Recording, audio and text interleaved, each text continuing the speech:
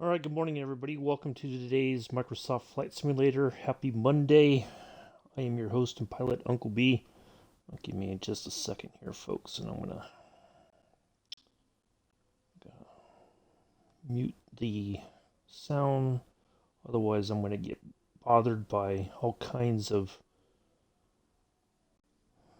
stuff. But anyway, all right, there we go.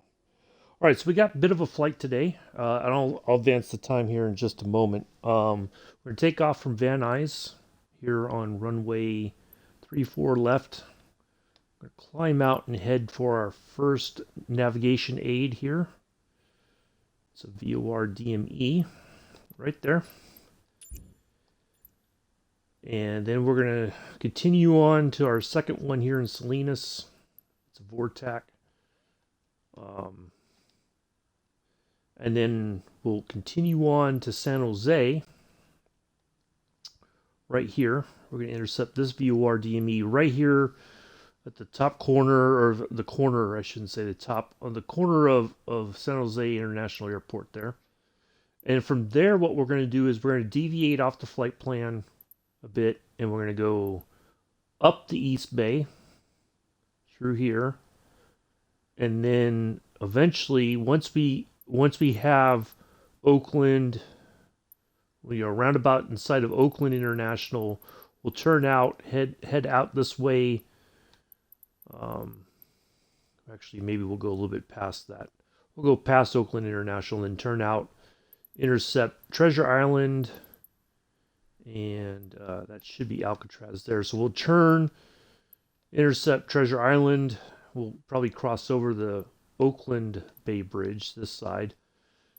Come across then the Golden Gate Bridge, turn back south along this way, and then we're going to go all the way down here, and we're going to go past San Jose International, and we're going to come down, and then we're going to turn left, and then we're going to re-intercept this VOR DME. Good morning, Aussie Holden fan. Good morning, Joseph. And then we're going to head back towards Berkeley. We're going to come all the way back, kind of just where we flew. So we'll do one more pass, kind of. And then we're going to be in the, kind of Berkeley-ish. We're going to go all the way there, and then we're going to turn in, and we're going to land on runway 19 left. Now, I've never, all the times, Mick, oh, is Mick there? Sorry, Mick, if I missed you. Good morning, Mick.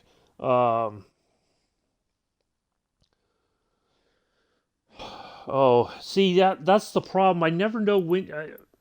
I'm sorry, Aussie Holden fan. I just, I don't know why it does it right at the very beginning. I thought I turned that off, but apparently not. Anyway, so we're going to turn in. We're going to head over the bay and land here on 19 left. Now, any time that I've flown into San Francisco, I've always landed on one of these two runways, right? So this is going to be a new thing for me, a new approach, I guess, in a way, even though if it's virtually, or virtual. So yeah, we're going to do that, and then we'll be done. So bit of flying. It says 3 hours and 10 minutes. That's probably going to be pretty close to to what it's going to be, because we're going to do that tour around the bay, then come back down, then come back in, and then land. So we got two big legs today. Our first one's 113 nautical miles. The second one's just about 100 nautical miles, and then from there it's just pretty much straightforward. So we got two big chunks today. So anyway, we'll give it a few minutes, and hopefully, if there's any more ads, that the ads are gone. We'll get started after I know that the ad thing resets. So we'll okay, you're back. All right, so the ads are done. So there's probably going to be, if this is going to be a couple hours at least, there'll probably be another ad break or two during the flight. So just want to make sure everybody. All right, Joseph, that's terrific. I'm trying to fly today. If you want to enjoy that.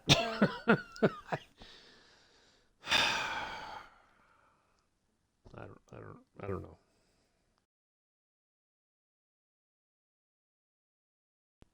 Joseph, I gotta send you a message later on, young man.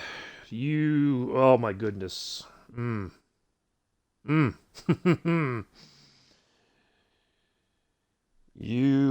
you are. Oh, yeah. I usually start at 7:10 Aussie. Yeah. This is my usually set time. Um, I try to keep it consistent so that it's just easier for me. Uh, um, but yeah, that's what I'm usually in the on this time of day. So, because that gives me time, like if I need to do stuff after the stream, I've got time, like got the rest of the day to do stuff. Or if it's too like close, like if I have an appointment, then it's like I just cancel the flight altogether, or I'll try to do it a different day. So yeah, this is my normal start time. So yeah. Because then if I get into the evening time, then it's like I'm stepping on other toes, and I don't want to do that. Kind of like what I think Captain Arish was talking about that. And I think Scruffy was talking about that as well. Um, so, uh, can anybody tell me, is the video fine? Because it's not showing, like it shows me as live, but it's like it's not, my bit rate is not working. I don't know what's going on. I've refreshed it bunch of times. What time was it? I think when I flew with, I think Scruffy, and that was like on a Saturday, maybe. So it was like a weekend for you, I think, possibly. I think that's the only time we've flown together. I think, or maybe it was with Infidel Fireman, which was in the evening, which was, I think you had time before you went to work or something like that. Maybe that's what it was. I think.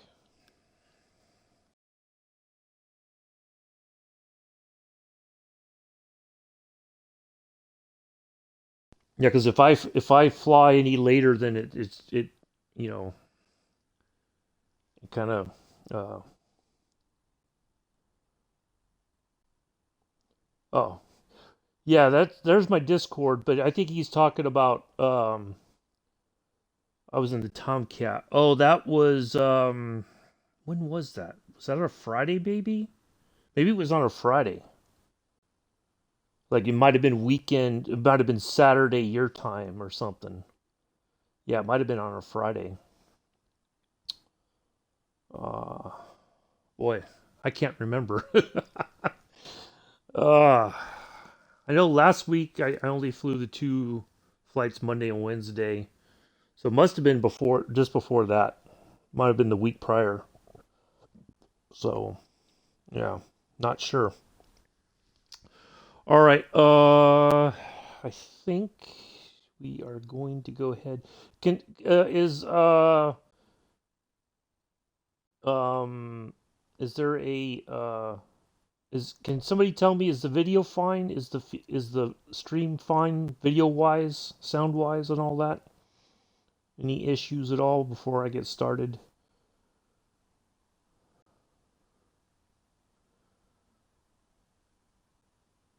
You were streaming, then ended, and we jumped. Yeah, that was Saturday, I think. No, was it? No, that might have been.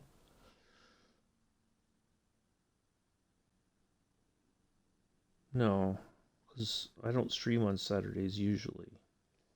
I don't know. Okay, thank you. Okay, thank you, Joseph.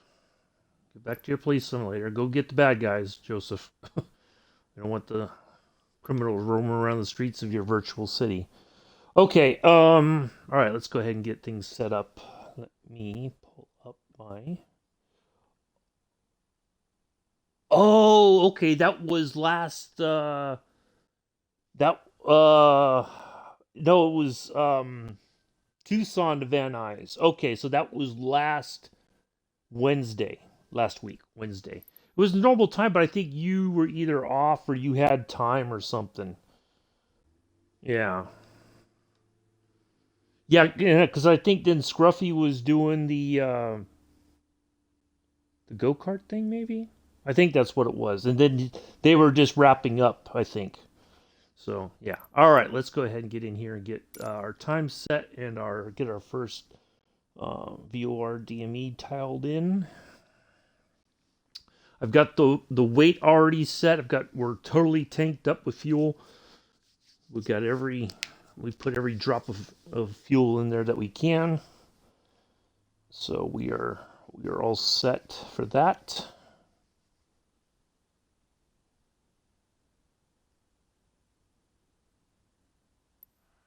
Van Nuys Tower Junkers Delta, Charlie Delta Lima Hotel, ready at runway tree for left north departure. Junkers Delta, Charlie Delta Lima Hotel altimeter, 29er.9er, 2 winds 258 at 4. Departure to the north approved. Cleared for takeoff runway tree for left. All right.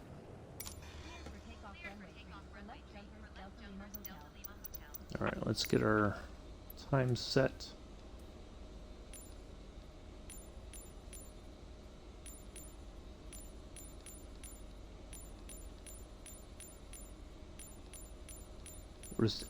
We're not going to go completely. There we go. That should be sufficient.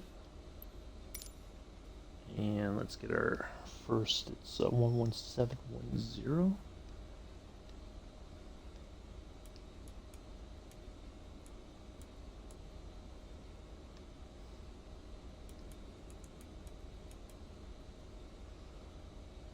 Okay. And let's turn this on, that on. We can turn off taxi lights, turn off the wing lights. All right. Here we are. All right, let's, ooh. I think this would be a good picture right here. Let's get this. I'll be right back in the chat, folks.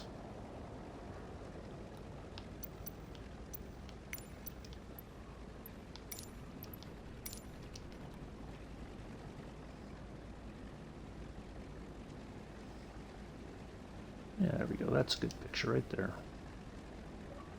All right. I like that. All right. F-35. Oh, yeah, the F-35. I've tinkered around with it. I flew it Saturday with Scruffy on his flight around when they were doing the thing around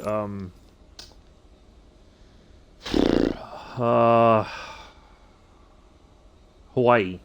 They were going towards the main Hawaiian Islands and all that.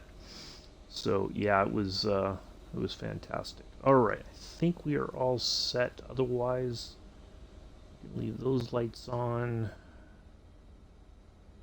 I don't think we have anything else we need to do. We got our VOR DME set, our things tuned in.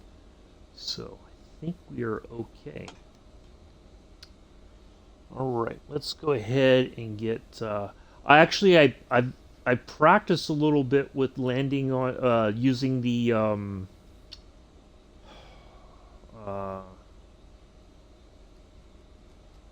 the on the B model where you can do like a vertical takeoff and landing. So I did a pretty good landing with it on Saturday. I was pretty happy with myself. All right, let's go.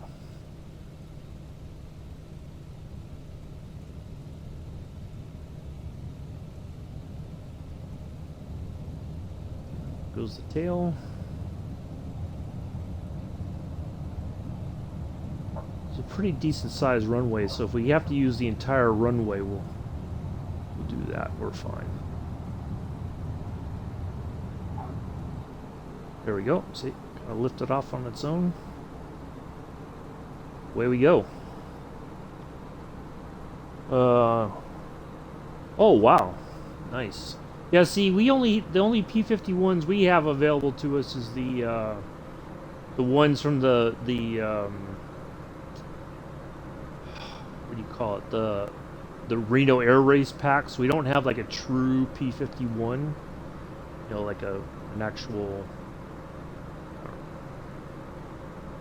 All right, first 308.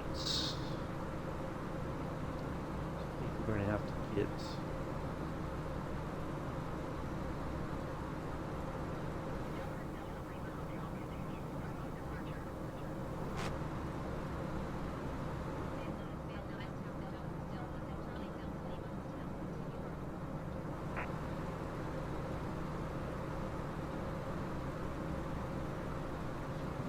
Here to 308.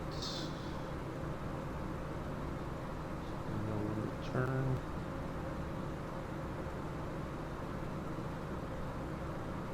Head. Come on.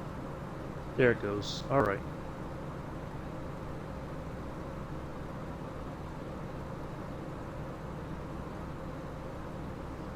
All right. Make it to the. Okay. Yeah. Yeah. I think I know which one you mean, Aussie Holden fan. Um. Yeah. All right, now the other thing what I've done today is I've turned the photogrammetry back on to see, like, it looks, compared to when we flew in here last week, it does look a lot better than it did before. So I'm hoping that means when we fly over San Francisco and when we get to the Bay Area, that the oh yeah, we're gonna have to climb up over this mountain here. Slow mountain.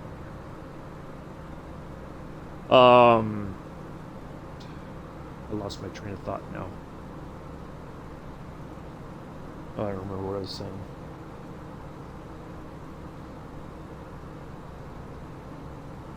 Oh well, never mind. So I'm trying to make sure we get out of the.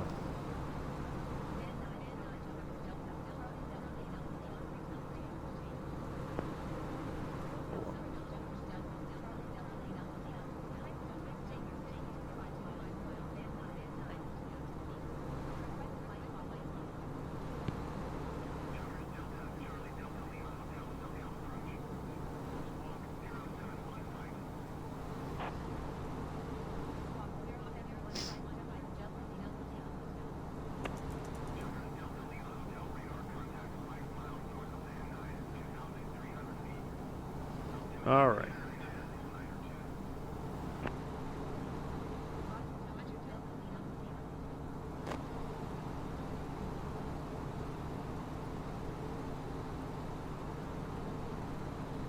Boy, this thing is not wanting to climb.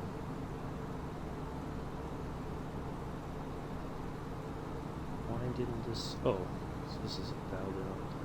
That's.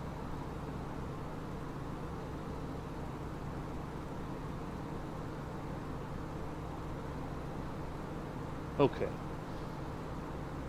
All right, we're on our way.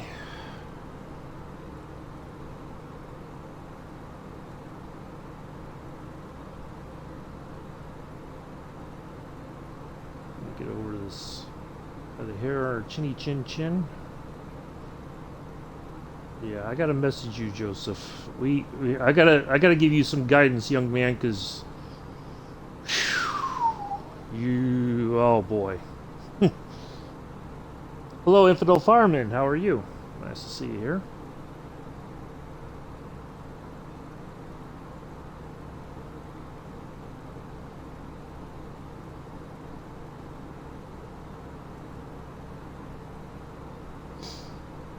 All right, we're on our way. Fine. Oh, the photogrammetry. Yeah, so I'm hoping that there'll be some nice scenery once we get up to the Bay Area and fly over San Francisco and all that. It'll be nice, some nice, easily identifiable stuff. Whereas with the photogrammetry off, a lot of stuff is it's very blockish. Like Pac Bell Park does not look like a baseball stadium. You know, baseball. You know, it looks like it's this weird sort of blocky circular. It does not look like a where you could play baseball at. That's for sure. A little bumpy coming out through the mountains here. So we're going to try to keep a 308 heading as much as possible, and we'll let's go ahead and lean our mixture here. Let's go to we're starting to climb and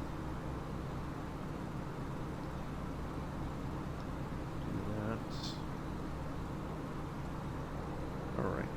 So yeah, and then one will. Oh, there we go. Now we got it. It is 104. Okay, perfect. So we're gonna fly this needle now.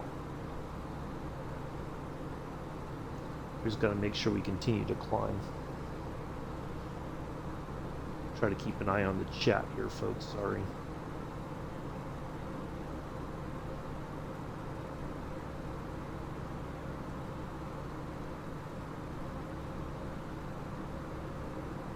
Oh, we lost it. How did that happen? Oh, there it is. That was kind of weird. It's like we get it, we lose it. Oh. That's strange.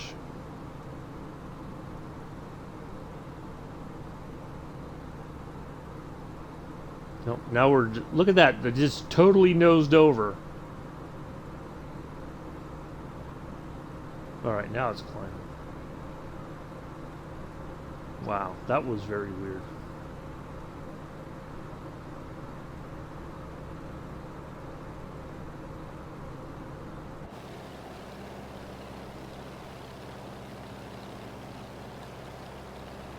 All right, let's see here. Now it's going to completely nose over. There it goes.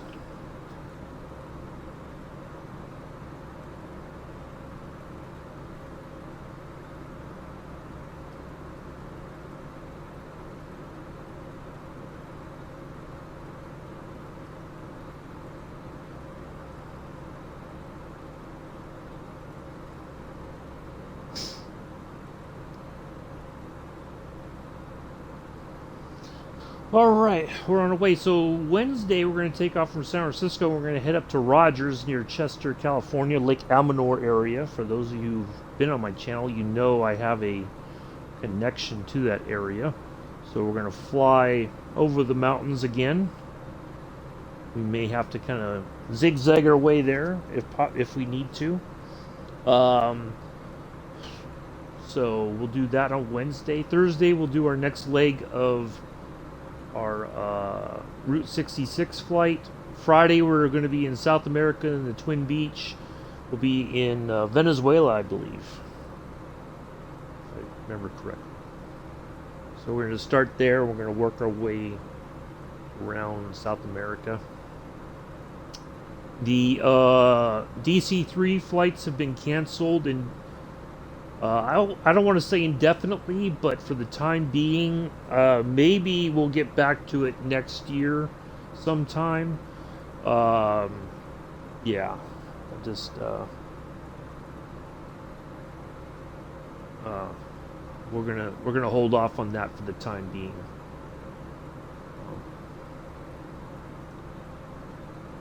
Some things came to light by Aeroplane Heaven.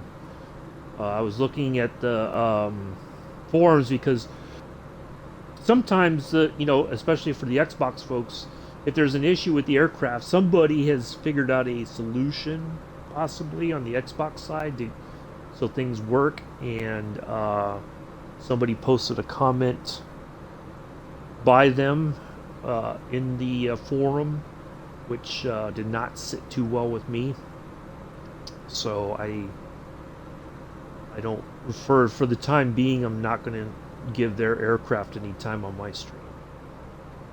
And I know that's not a big deal. It doesn't affect them one way or the other. It's just that I felt there were some disparaging comments about the Xbox side uh, that were not uh, necessary. But so yeah, maybe next year we'll get back to it. Right now we'll do. So what we'll do is every other Friday we'll do. So like next Friday on the 9th, we're going to do an airliner flight, but I'm going to pick a route from uh, Firefly Airlines, and we're gonna do a jetliner route based on that. So I think next week we're going from Bristol down to Magala, going somewhere in Spain, I think. So so if you got an A320 you want to fly along on the 9th, you're more than welcome to do that. Um, so if you want to join in on that, you're happy to have you along. So I'm just trying to get some XP for for the airline. Um, I think what I'm going to try to do is once Scruffy has his airline really set up, but I know he's still got to work on the getting the premium account so that he can get the manual stuff enabled, so that I can put my flights in manually. What I'm going to do is Thursday and Friday will be for Firefly Air.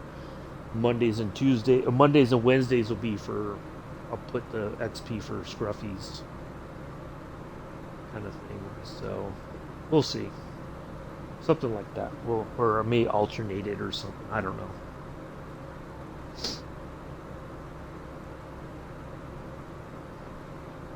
I know he said he knew he had to do the thing, and I think he has a bunch of check. Oh.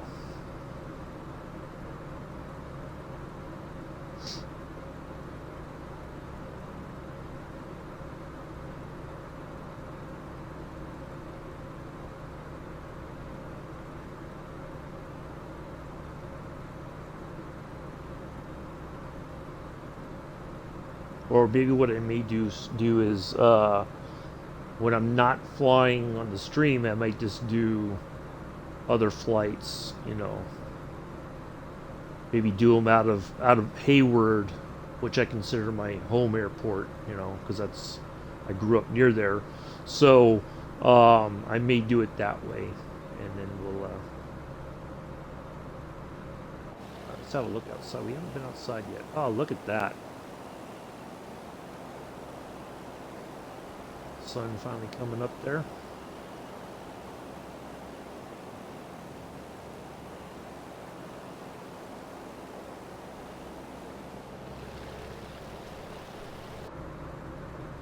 Oh, I can probably turn off my lights now.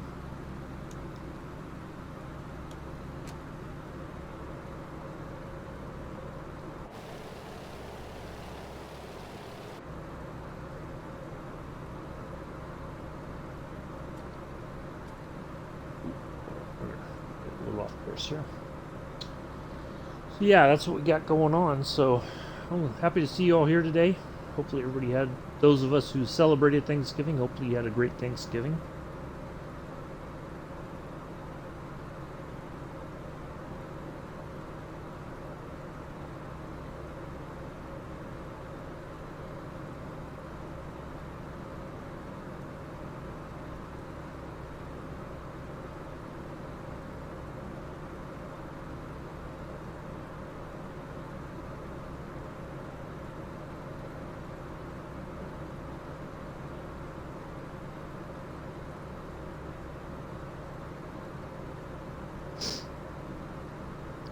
I'm growing feathers.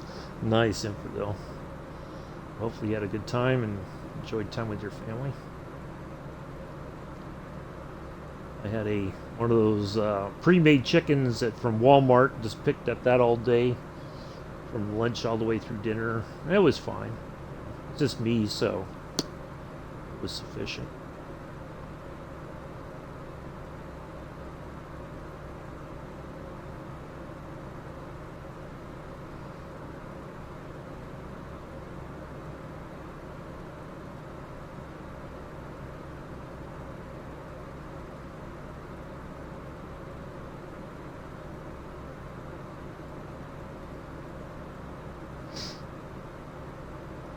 Now I know I think within the next week or two of December, I think they said mid-December, but who knows? Let's see, 8/15. So maybe on the 15th. It certainly won't be on the first. So either like probably on the 15th or maybe as late as the 22nd. I don't know, but there's supposed to be an update out for the Junkers 52. It's supposed to be way improve the aircraft, so we'll see how that goes. Hopefully some liveries maybe. I don't know, but this they're they're working on a updating the flight model maybe. So I think we can go make this dim. We don't need it full on bright. There we go. Just a little bit of. We ain't doing traditional. Yeah, a lot of people um, would get their turkeys from somewhere where it's you can get it to order, I guess, however you want it made. Um, so yeah, a lot of people prefer to do it that way, or order from like I know the posh, uh, we call it the posh grocery store Wegmans here in the area. I think they did. You could get all the side dishes. You just order it and pick it up or something like that. A lot easier. Yeah, like my mom, they used to do like a traditional Thanksgiving. She get a nice sized turkey and then also a ham for people who don't want turkey, and then it was just all leftovers for the rest of the week. You know, so you had turkey sandwiches. The ham would get cut up and used for in like a breakfast omelet kind of thing.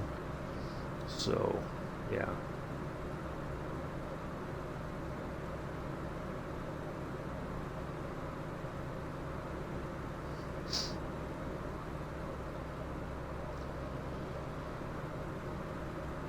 Um, I think also if I could put this time aside, and it's difficult because there's the great thing of the the cursed part about the 40th anniversary stuff is now that there's so much stuff to fly, it's like trying to find the time to do everything. And the the the gliders, stuff like that, the helicopters. I do want to. I'm gonna have to just spend some time flying a helicopter and somebody, like in a stream or something. I don't, or somebody else's.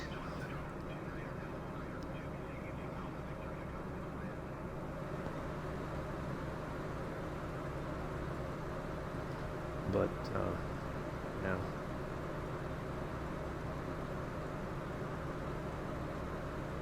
All right, we have 83 nautical miles left. We can go outside for a little while.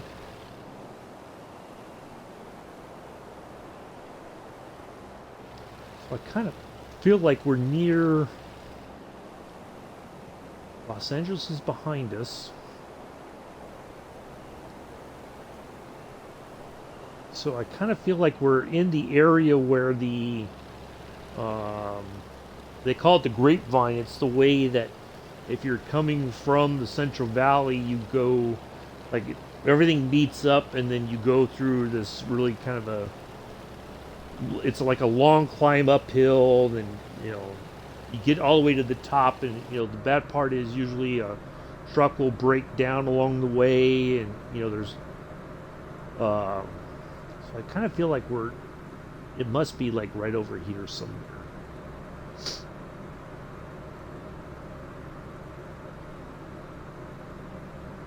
Yeah, if you're in a semi or any other kind of a truck, uh, I've driven it in a military vehicle. Oh, it sucked because you're limited on your speed, and it's like the slow climb up.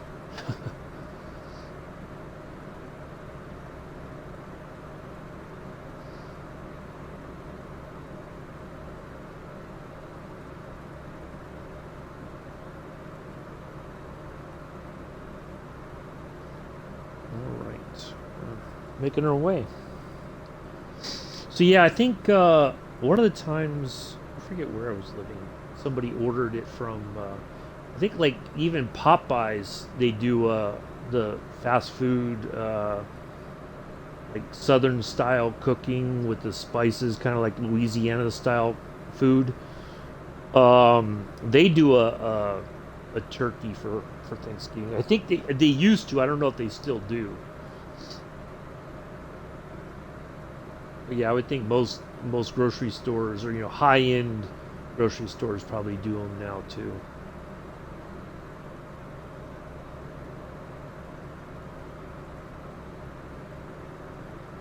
I don't want you to sink. We're climbing. We're just flying near these mountains. You're gonna go nose over on me. What in the world?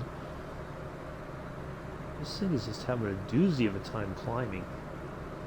Yeah, I know we've got a lot of fuel and stuff, and I think I weighted the plane out pretty well, so or added some weight. Let me pull back on this thing because this is worrying me now. Of course, we get the signal and then we lose the signal.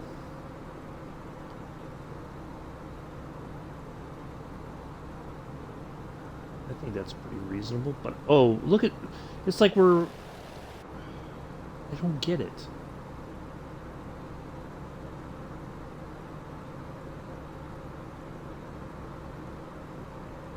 I don't need a lot. I just want a little bit of a climb so we continue to. So yeah, we lost the signal again. It must be because of that. So we're just going to try to keep going some kind of way here. Oh, now it came back around.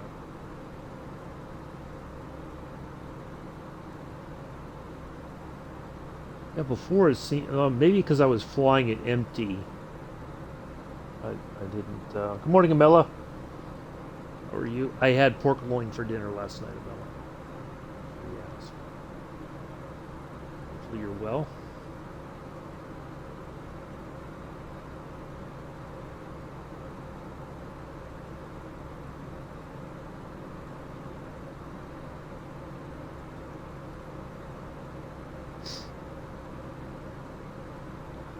We are 76 nautical miles from our first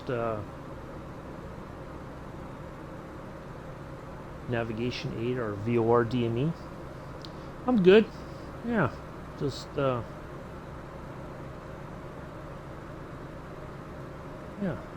doing okay. Did you have enough to eat on Thanksgiving there, Mela? Enough food, or did you? Are you still like, nah, it wasn't enough? Way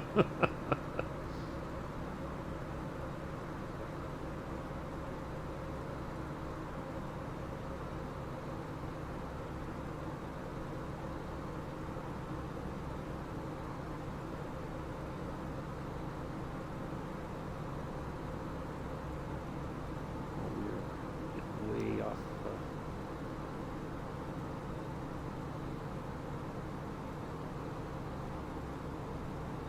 Boy, this thing is being a pain in the butt today. I cannot get it just to stay up on a climb. It just wants to nose over.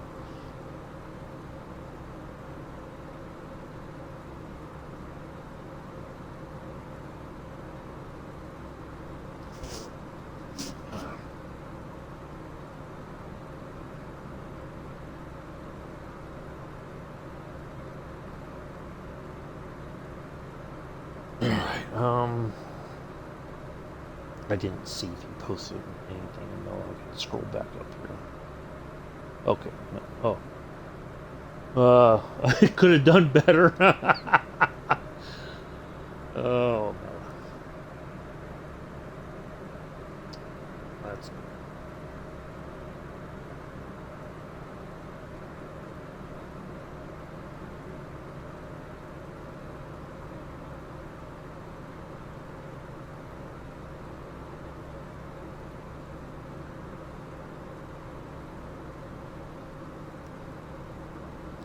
It was fine.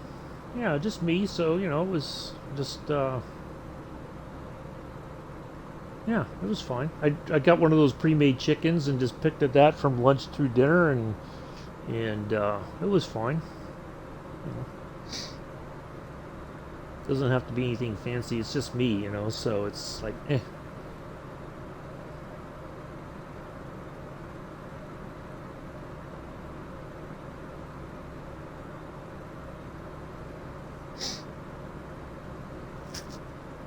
Well, the squirrels are out and about now, trying to get their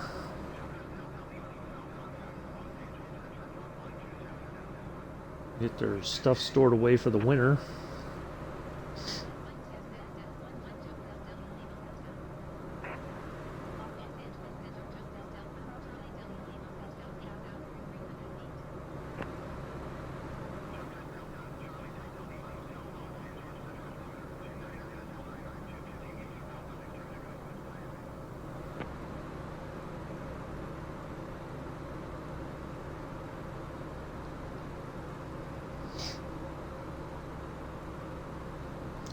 Yeah, then I, I I was gonna kid around if Beck showed up in the chat.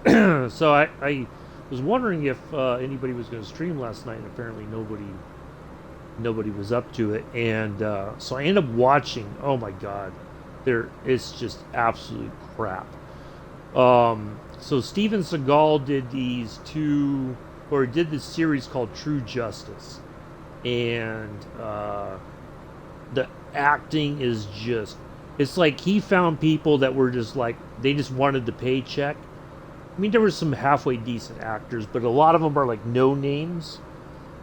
Oh, oh, okay, Joseph. Um, but oh my goodness, it's just, ugh. The acting is just not just from Steven Seagal, right? Like no, everybody knows he's not like the world's greatest actor, but most everybody else on the show, the way it was, the writing was just crap. Oh my goodness. Like it's just they say stuff. It's just like, what was the point of this line? You know, uh, yeah. They only did 2 seasons, but they they weren't going to renew it, and everybody was waiting for season 3 because season 2 ended kind of like on a somewhat of on a cliffhanger. But yeah, they were like, yeah.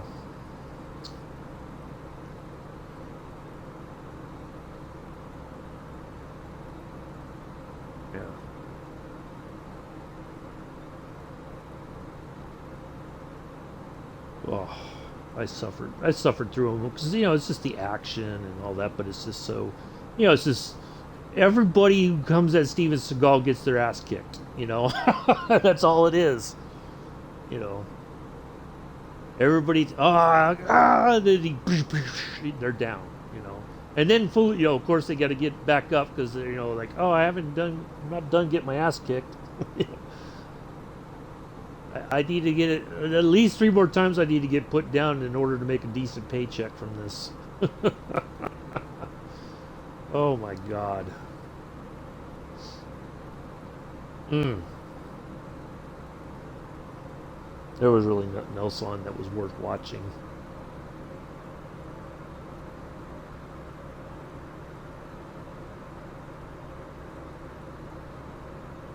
I really wish.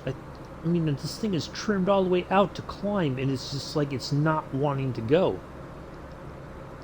Or do I gotta like add some? Oh, you know what? It might be because we're up a little bit more in altitude. Let's go ahead and dial this back.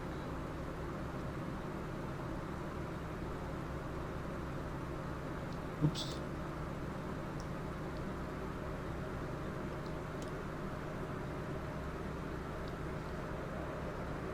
Maybe now it'll climb. No, of course not. Oh, maybe it will. Just thinking about it. Just thinking about it. Hey, maybe we finally got it to do its thing. Just had to feather the props just a little bit because the air is just a smidge thinner up here, but nope, of course not. Yeah, it's just playing with my emotions today.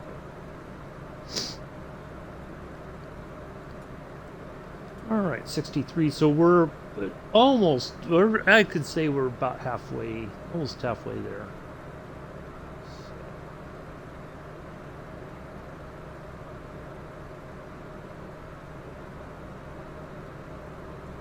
I want you to climb. I don't want you to drop altitude. Climb. Come on now. You know, I don't know. Something's changed because it used to be on this plane. We get, hello, Planet Neutral. How are you?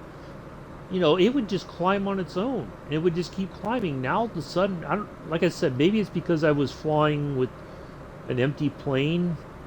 Uh, Maybe I just need to put a little bit of weight in the back so when we're on the ground, it kind of.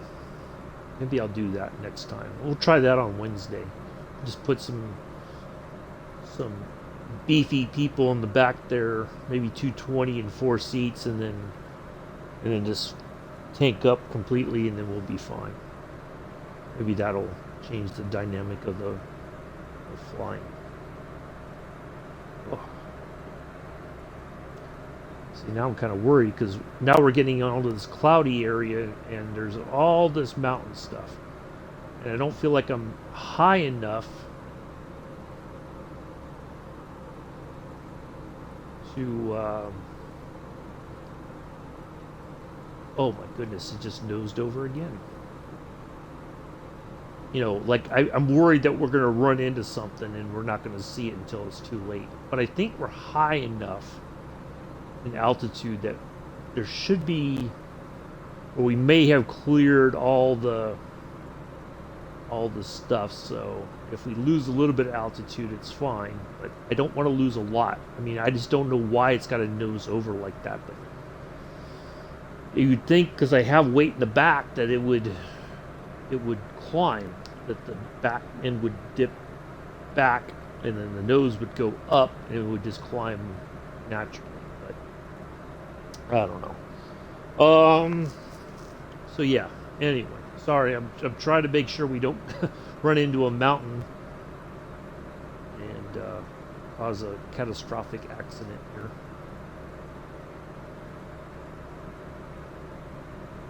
All right, 59 nautical. All right, so we're almost to our first one. We're getting there.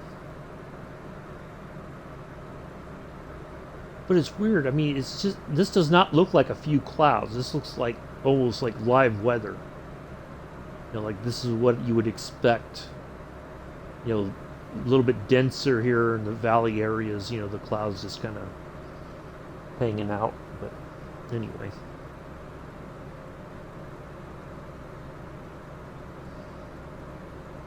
So yeah, this is going to be a long trip because we're not getting as much speed as we normally get out of our aircraft today either.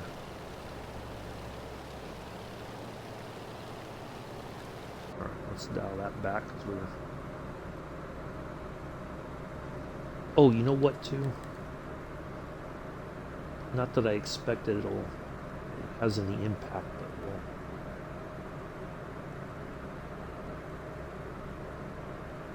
I don't have icing on, but I'll go ahead and dial in the little bit of heat here on the carburetors.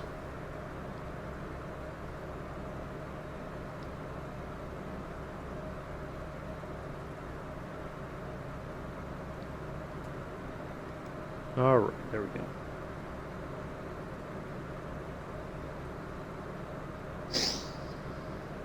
So yeah, so we're still on our way. We got another about 100 nautical miles. Once we get to our first nav 8, our VOR DME here in 56 nautical miles, we're going to continue on. We're going to head over Salinas, Monterey Bay, and all that will be to our left. Not that I think we'll see it, but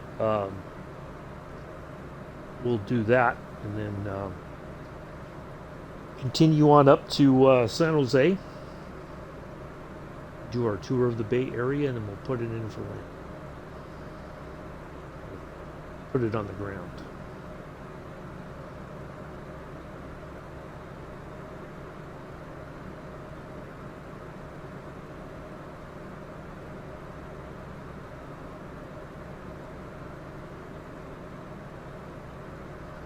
Yeah, look at this.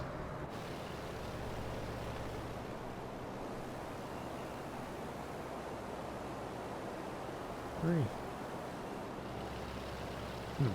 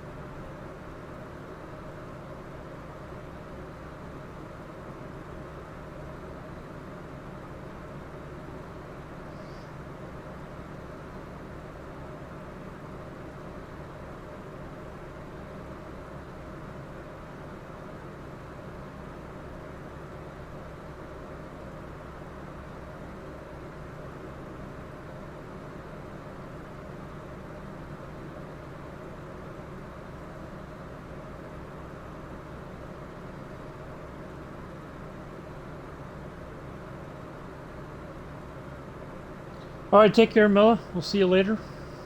Enjoy your day. Stay warm. Probably some rain headed your way. It's not already there. I guess that's better than snow.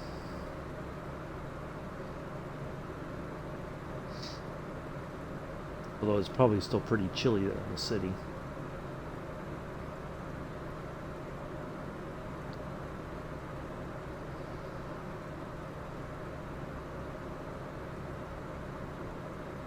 I think Bella would much rather stay at home and eat all day. I think he'd rather enjoy that than going to work. I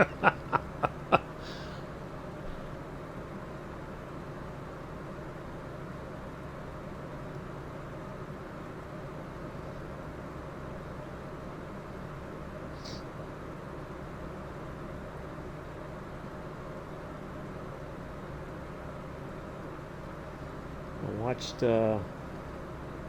Captain Arish in the A310 yesterday, doing the VOR to VOR flights with the airliner. Quite interesting.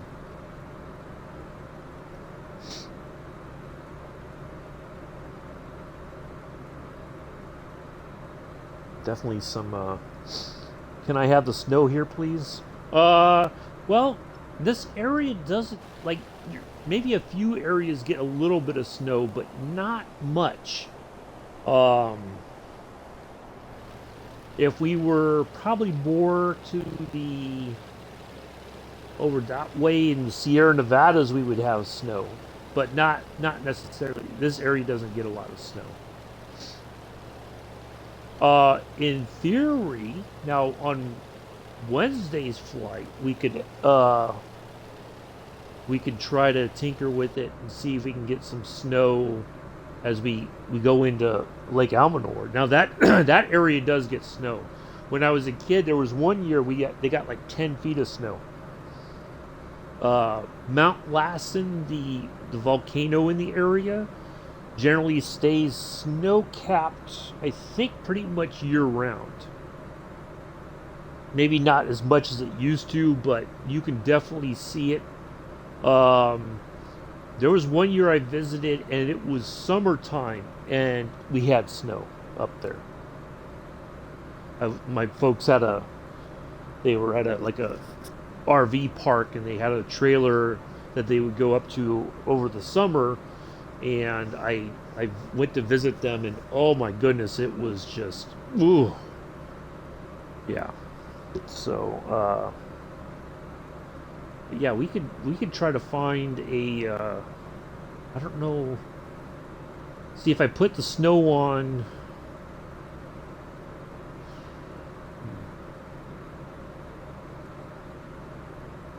See the.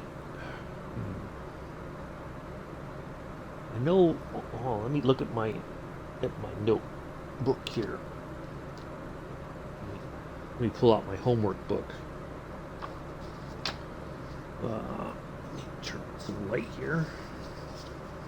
So that's the 30th. So there are two VORs that we're going to fly. They're on our way to Rogers. We may be able to do a live weather. It's just a little bit difficult because we're not doing a true instrument flight. And then once we leave the Bay Area, we're heading north. Especially as we get in the mountainous areas, my concern would be that we aren't high enough in altitude to get over any. Oh, all right, Aussie. So here's the thing. This area doesn't get snow usually. It's not at high enough altitude. Some of the peaks behind us, depending on the weather, may get snow. But it's not always, it's like a very weird weather pattern that has to come in. But generally, you get a lot of rain. I think there's been a couple times where the area called the Grapevine, which is I think it's Interstate 5. It goes through the mountains from like the Central Valley into Los Angeles. That has gotten like some very frosty weather. But generally only we're in pretty much Southern California, heading towards Central California. So it doesn't really get a lot of snow. Where we're heading to on Wednesday, on the other hand, that does get snow. When I've talked to my mom recently, when they've gone back up to the lake that we're going to fly to on Wednesday, they haven't gotten snow yet. Although they're in that time of year where they should be getting some up there. So I'll try to find a setting to see if I can find something that will, like, I think when I was a kid, there was in the low mountains in the Bay Area, one time it got cold enough, it got a little bit of snow, but it didn't stick around for very long. Like the temperatures are never really that high where it's an issue or something they have to be worried about. But I don't know if there's a setting for like just snow. I'll have to tinker around with it. But I don't want snow in the Bay Area because that's not very realistic. But snow up at Rogers, that is realistic. So I'll see what I can figure out.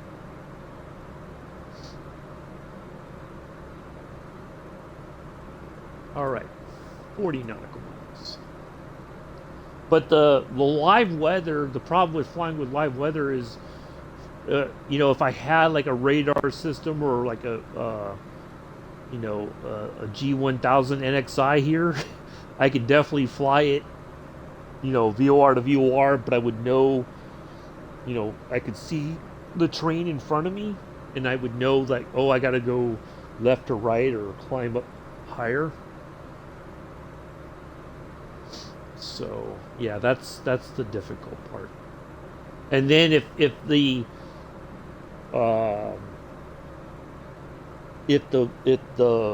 Lake Almanor area is covered in clouds, then I can't see the runway.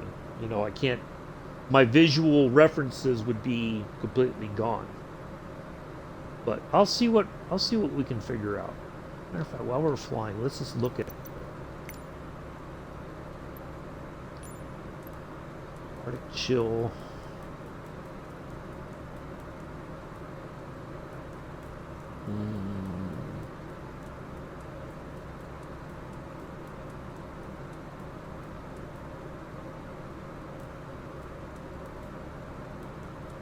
Or maybe we could change it as we get close, go up farther north. I could just put snow, but see, I don't know how that would look.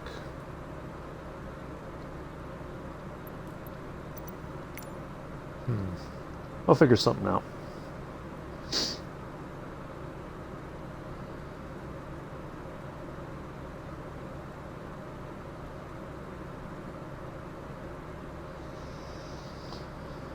All right. So yeah, we're doing good so far. Oops. A little off track here. 37 nautical miles. So first vortex. I don't know that it's near. Let me look at my sky map. Is it near airport, or is it just sitting out there in the middle of nowhere? Okay, it looks like there's a small airport near where we're flying. Yeah, there's a private airfield. Oh, look at this. Private airfield called Wonderful Pistachios and Almonds. So that looks like something like a farmer would have their own little airfield for the to use for crop dusting or something like that.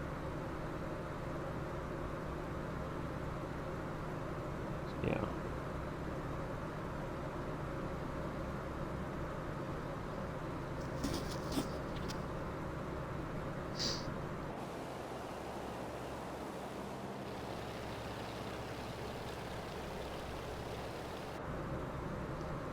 Sure.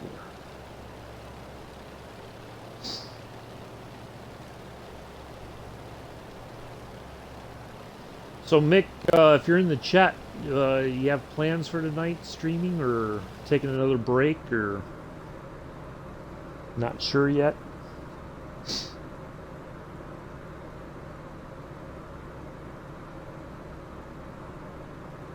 You have to have another board meeting.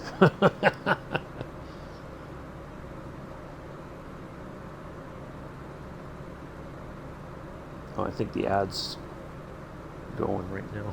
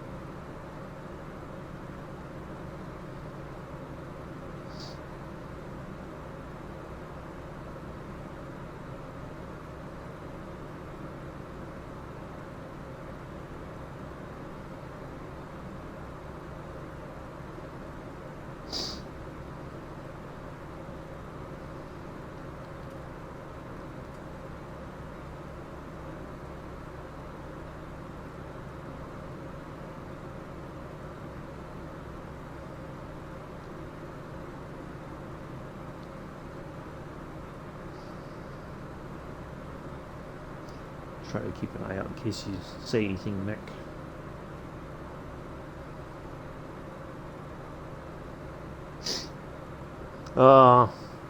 Radar seen as there's. Oh, okay. Gotcha. All right. Well, that's more important. Can't do it tonight. It's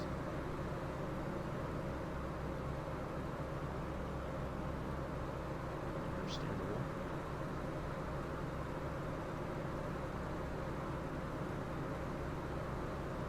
Hopefully she feels better soon.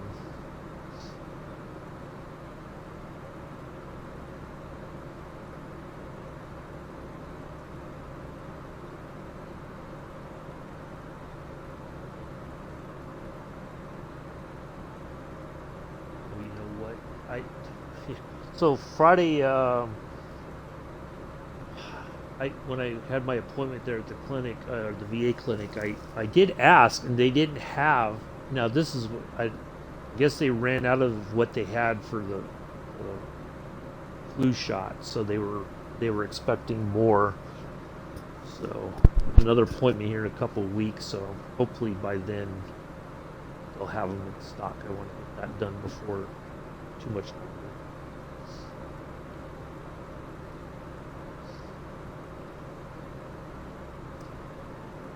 Well, Joe, yeah. Well, you let me message you, Joseph, because there's some things you need to be. In fact, I'm gonna message you right now on Discord. Outside here, well, flying. There it is. All right. Find you. I know I've messaged you before. I just scroll down and there you are.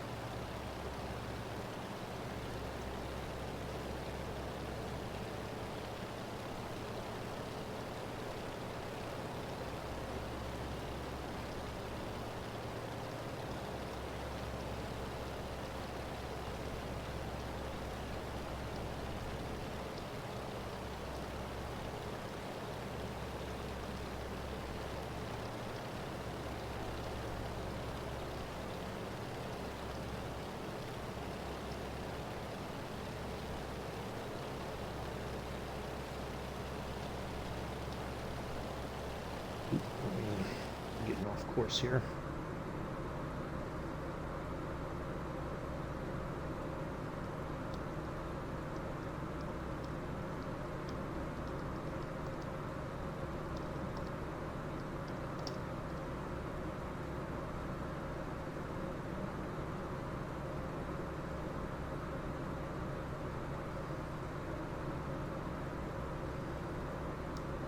All right. Scruffy! Hey, how are you? Nice to see you. Happy Monday to you.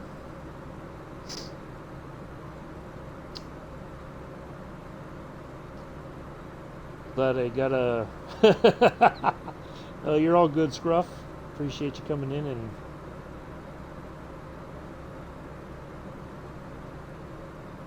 A lot of naughty words I could have put in that message, but is... Yeah.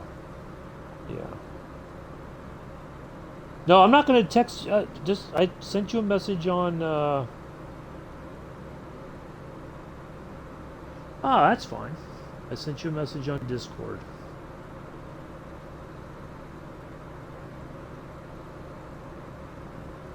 If I have to, I'll send... Once things wrap up, I'll do another one here. I'll whisper to you, but... Yeah. You. Oh, man.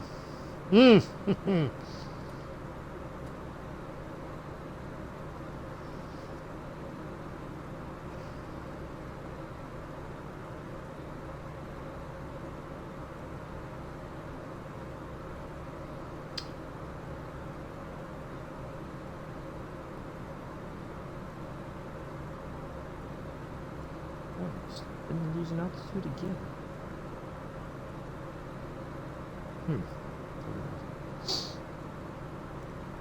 Now everybody disappeared.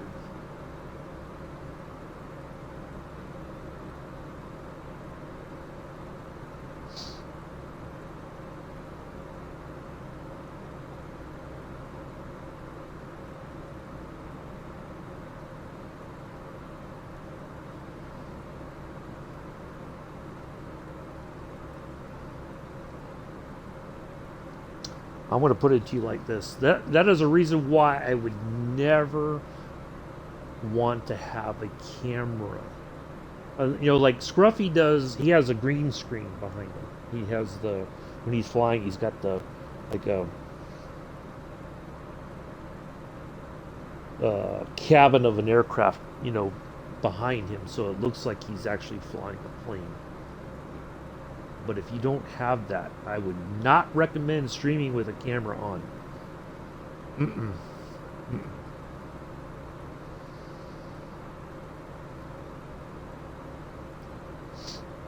Not at all.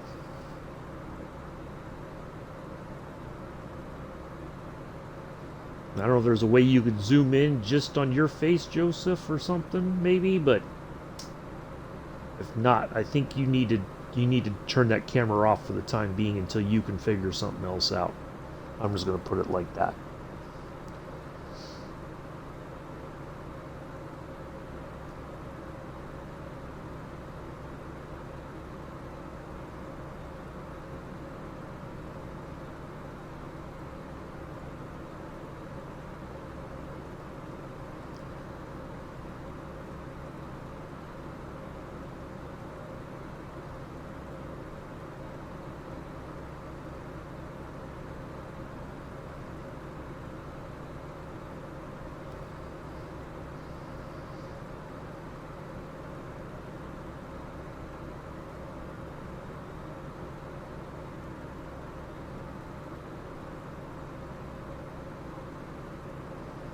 It's all about situational awareness. If you're not aware of your surroundings, you're you're setting yourself up for all kinds of problems.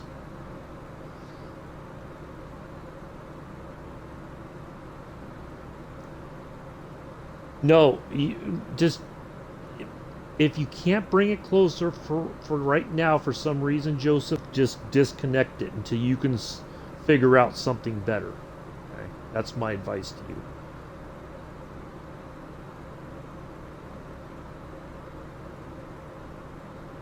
I mean, we don't need to be like right up in your face, but there's a lot happening in the background that nobody needs to see. So if you can't, if there's not an easy solution, you need to disconnect it for the time being until you can sort it out. If you can figure out something another way, I would not have it on until you can, because you're showing people things that they don't need to see, Joseph. Oh my goodness. You don't have to have a camera to be successful. Just be yourself. Just you know, if you have if you had like a better setup where you were in a space that was a little bit more private, then that's a different story. But right, oh my goodness, Joseph, yeah. If you don't have awareness of what's happening in the background while you're streaming, you're just gonna, yeah. I'll just leave it at that. I appreciate what you're trying to do, but you're inviting all kinds of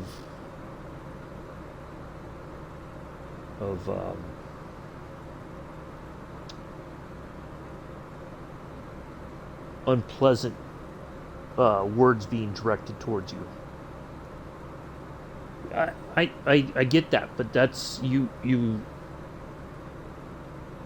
I would just leave the camera off, just disconnect it for now until you can get something better sorted.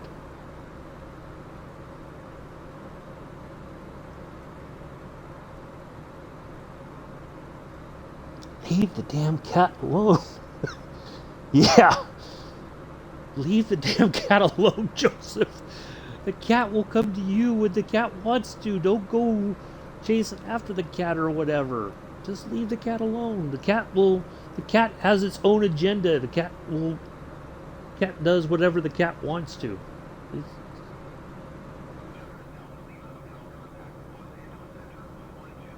boy, Los Angeles Center's airspace is way out here.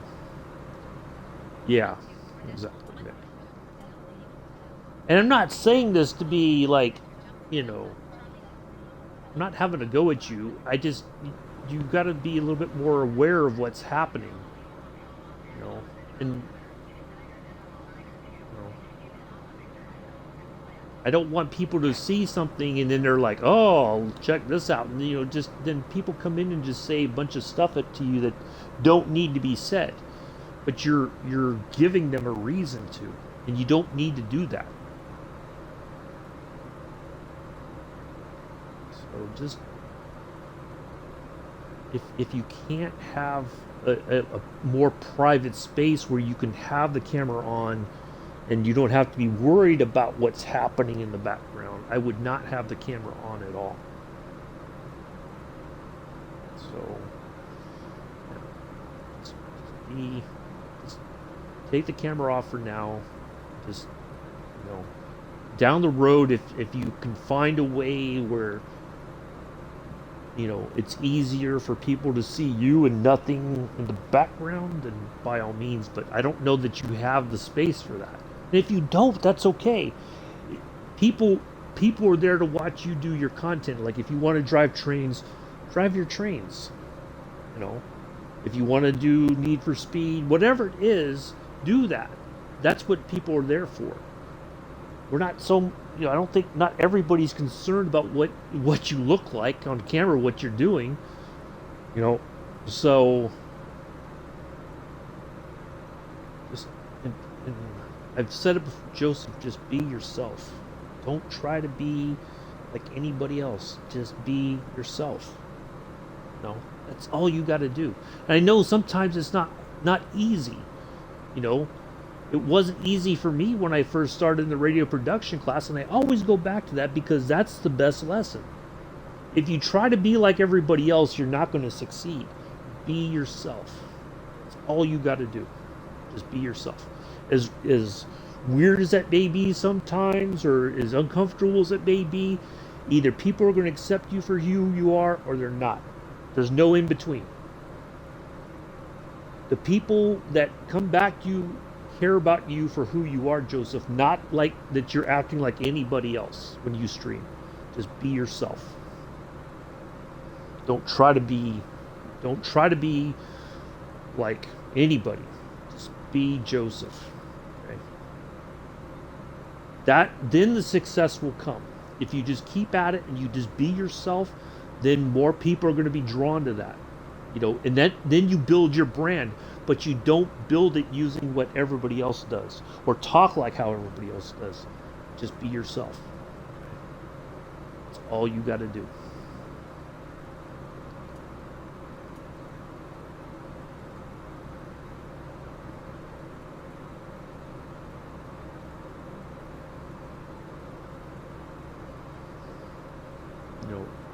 Neither Mick or I think, are going to give you advice on your streaming that is going to set you up for failure. No.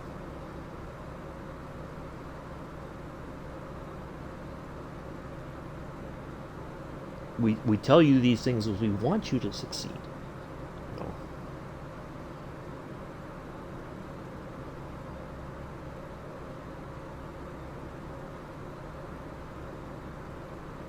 But success is a long process. It doesn't happen overnight. And if it does, well, that's great, but it's not, is that really honest? So just be yourself, Joseph. That's all you got to do.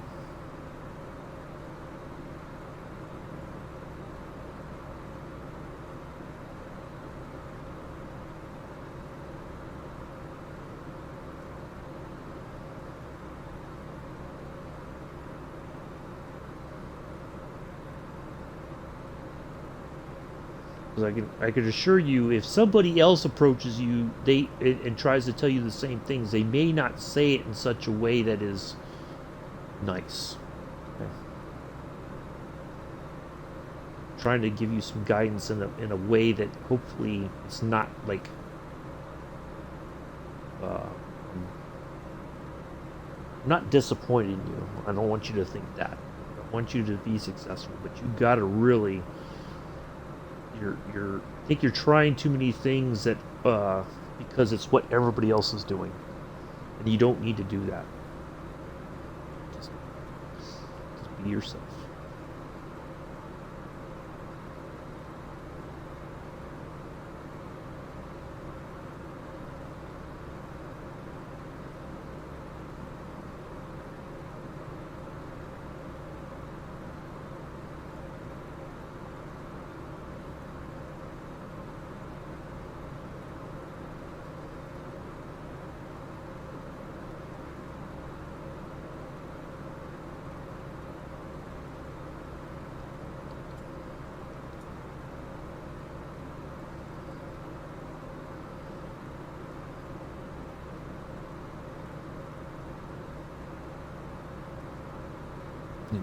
You gotta be better about the mute.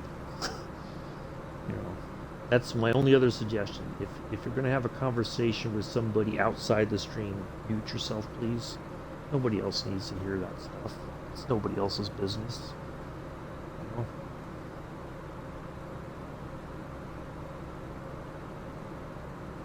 Like if my buddy from Vegas calls me right now and I need to, we need to talk.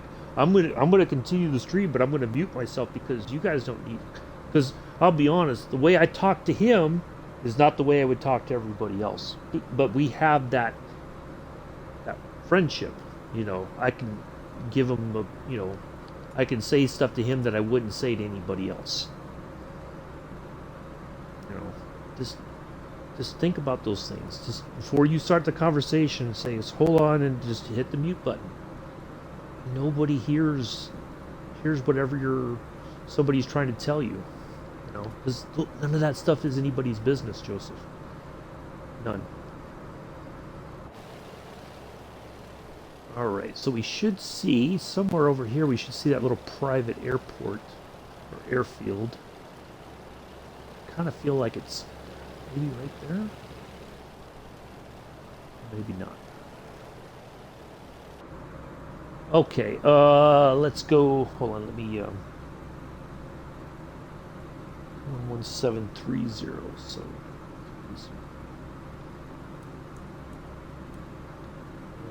We gotta go on a heading of... Let's turn right to... Oops.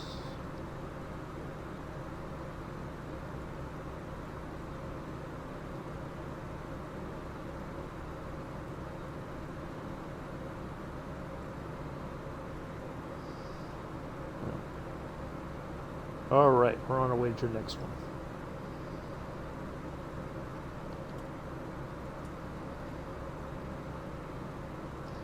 Salinas, here we come. So I think we're fine in altitude for now. We shouldn't have to climb any higher because everything here should be very low. So we're out here in the Central Valley. This is the agricultural area here in California.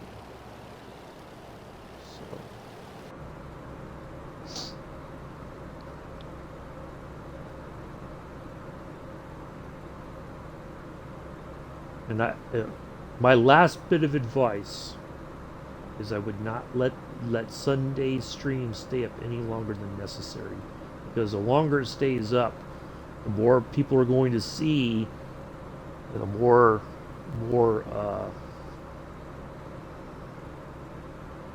people are going to be unpleasant towards you.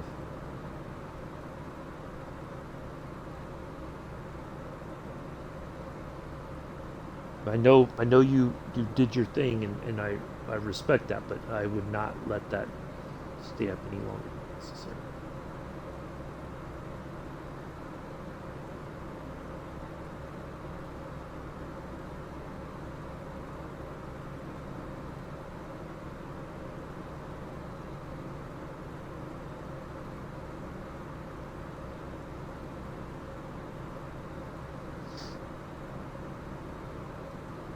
We love you, Joseph. Just remember that. We do love you. And that's my tender moment, okay? That's all you get.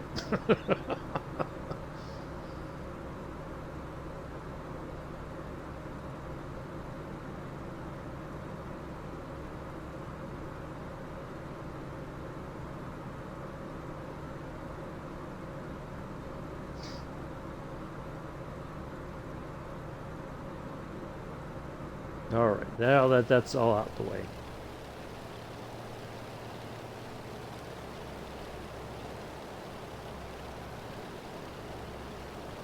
Hallmark moment. No, we don't don't do Hallmark moments here. Oh, I saw a post the other day. Somebody posted something about Hallmark, and it was spot on. Matter of fact, let me see if I can't find it.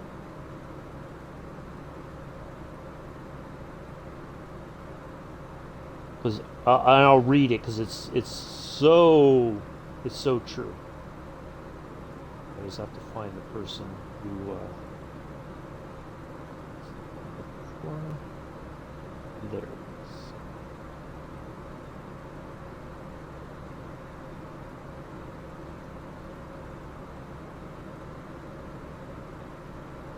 There it is. All right. So this person said we're talking about. Oh, now we're talking to Oakland finally.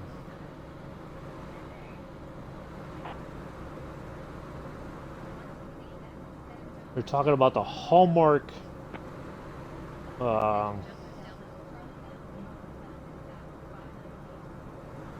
the Hallmark holiday movies.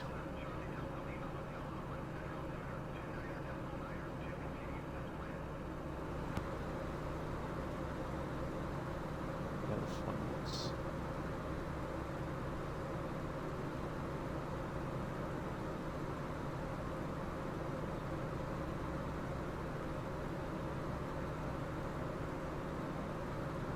The bad guys, quote unquote bad guys in the Hallmark movies, end up always being the most respectful men ever because they will find out that their girlfriend of 3 years that they were about to propose to went off to a random farm in Minnesota, hours away from where the two of them built a life together, and she decided to just stay there without even consulting him. And then he decides to take a trip to make sure she's okay because this is generally alarming behavior, and then sees that she literally fell in love with her ex within 1 week, and he wasn't there, but you can tell that they made out a couple times.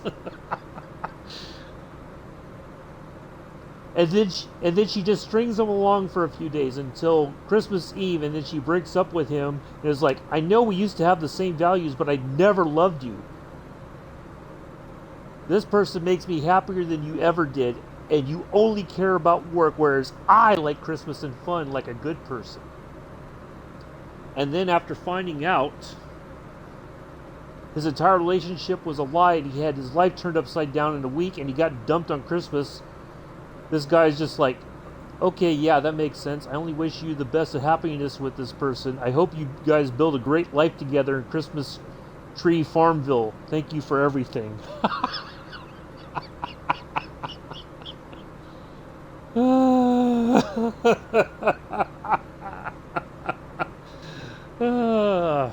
But it's true. It's pretty accurate, isn't it? If you've ever watched any Hallmark movie, that's exactly what happens. And the guy's like, okay, fine, sure.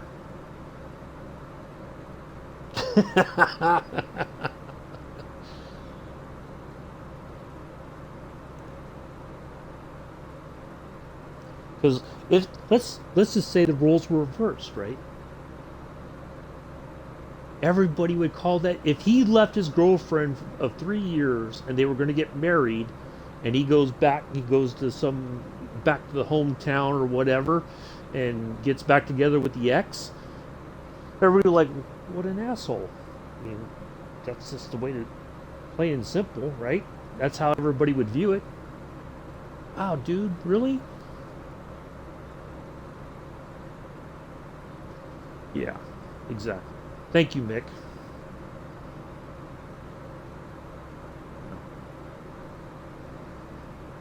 Trust me, it's better it came from Mick and I than somebody else, Joseph, because I think somebody else would have given you the complete what for, and you know, you don't want that.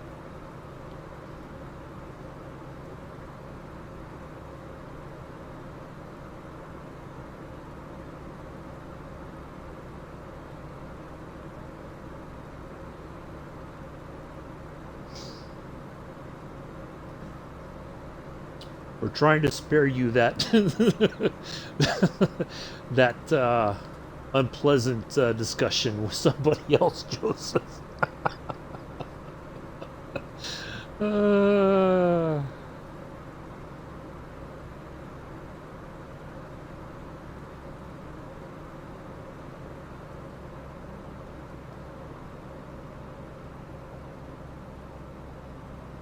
so far, the photogrammetry is doing a pretty good job. We've got some really nice.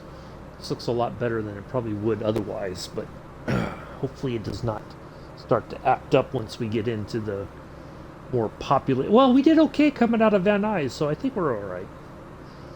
Really hopeful that this is going to be a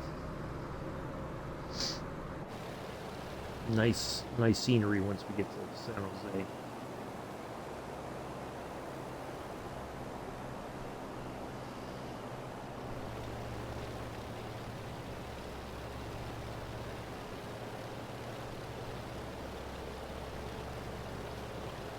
Now I'm going to tell you quite.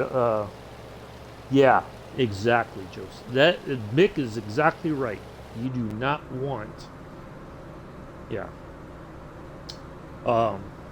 Now I'm going to tell you. I did not. I only found out about it after the fact. I did not. I wasn't there. A little birdie told me, and that's why I was like, "Oh, Joseph." Oh. Now I probably should have messaged you yesterday, but I didn't because I'm like, well, let me, let me think about how best to approach things with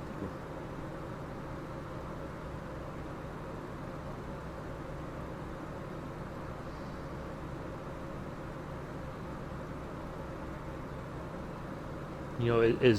As Sue or somebody else will tell you, Joseph, don't give them any more ammunition. If you just remember that one golden rule, you'll do okay. Don't give people a reason to have a go at you.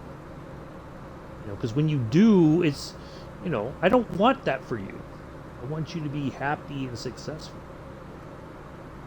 That's the key.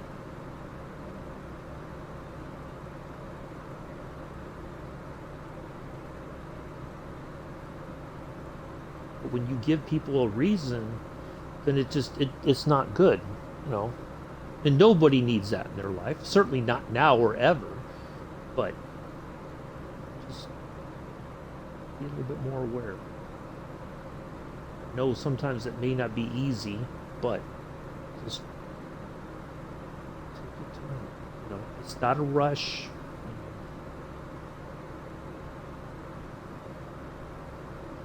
Yeah, I would. The other thing is I would go ahead and disconnect that camera today until at least you can maybe figure something else out.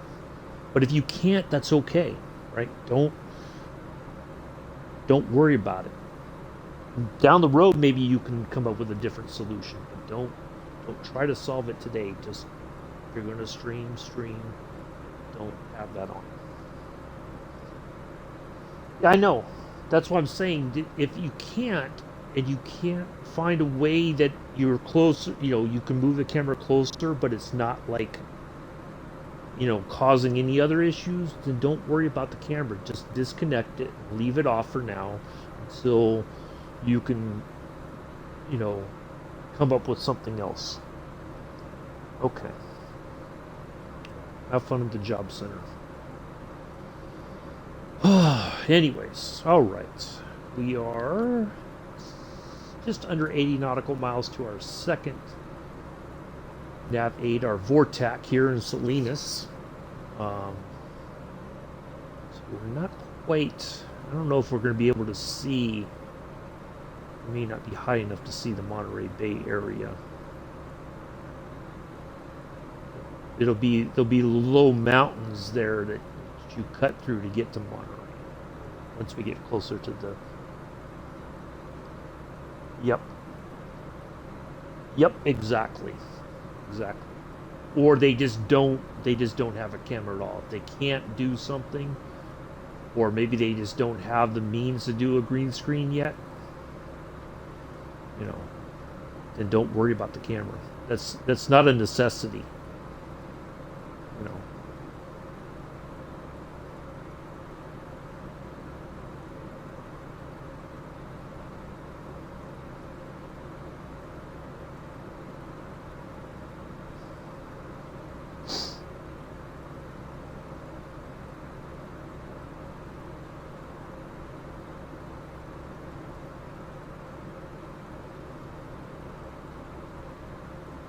Because most people, I think, if they're serious about streaming, they have a dedicated space. They don't do it in their bedroom or something. They have a dedicated streaming space that they can, you know, that if they can't do a green screen, at least then it's like a nice background.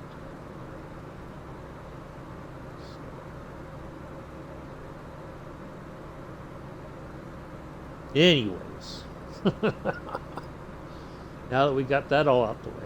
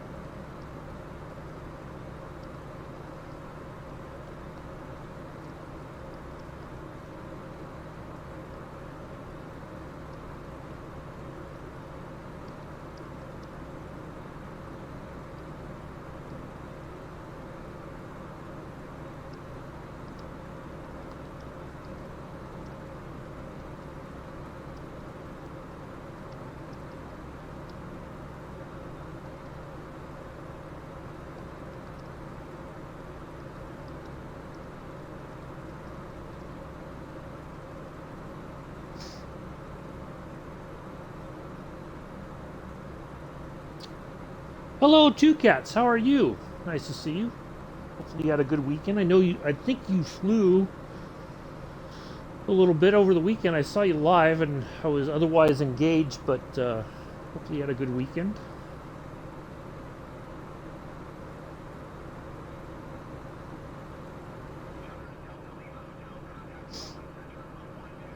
I'm doing good. Yeah, we had a little bit of a Thanksgiving break. Just did a couple streams last week, and getting back to it today. We're on our way up to over Morocco. Engine outlanding. Ooh, cool. I have to go find that and watch that. That sounds like fun. Morocco. Wow. Ooh, very exotic.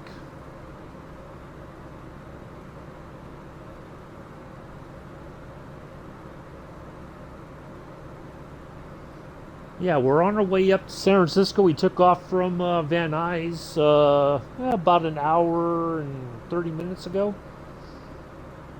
Oh, nice. I'll have to find that. I'm sure you handled it like a pro. I've not flown it enough to do a. Well, a little bit weird because normally, and I think it's because the way that I put the weight in the plane. In the past, when I did the flight, when we continued on from, I think we had landed in Greece, and I took the Junkers 52 the rest of the way all the way to Indonesia. I never really loaded up the plane, but I think what I need to do just add a little bit of weight in the tail, and then just put fuel and fill it up if I need to. But it's like it struggled to climb, which was very strange. Like because normally once I take off, the plane just wants to go go go go and keep going, and then it eventually would level off on its own. So I'm thinking it's the weight and how I put the weight in, possibly. Uh,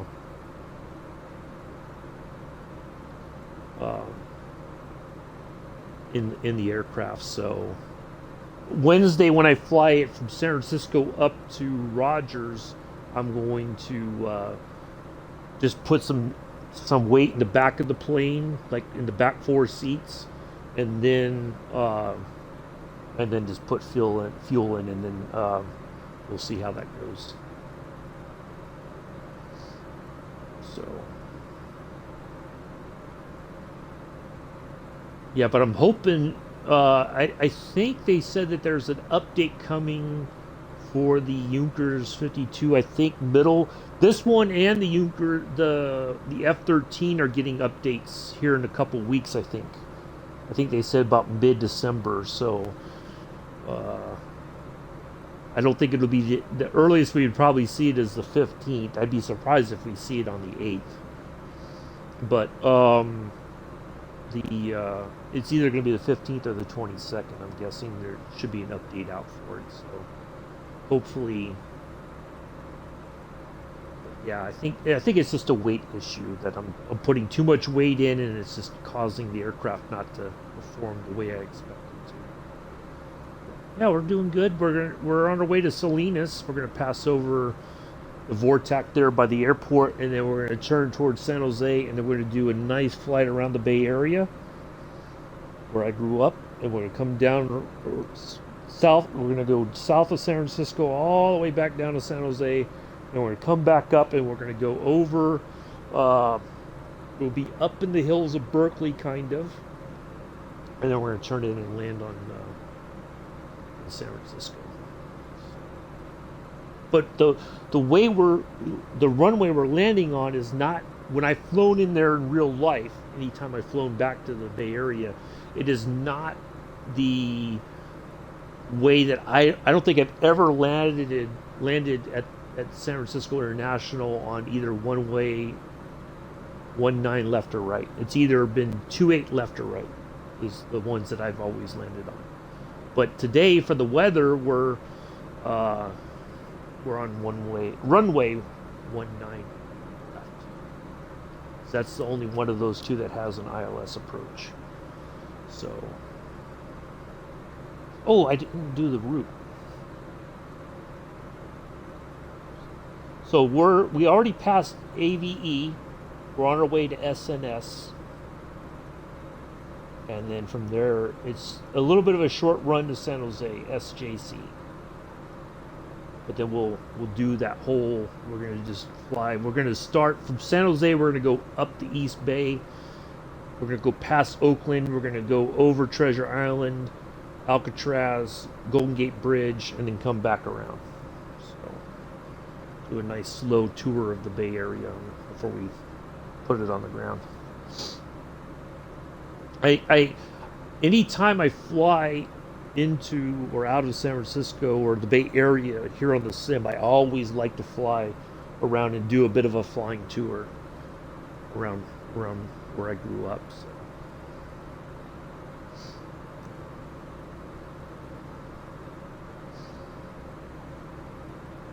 Never pass up an opportunity to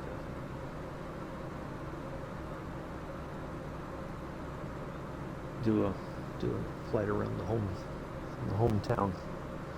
or not necessarily the hometown, but the Bay Area in general.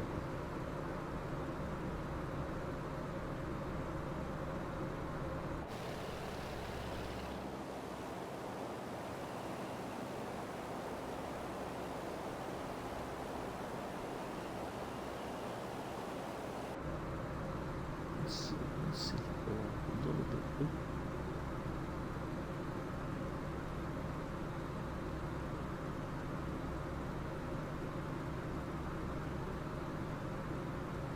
Oops. I always do that.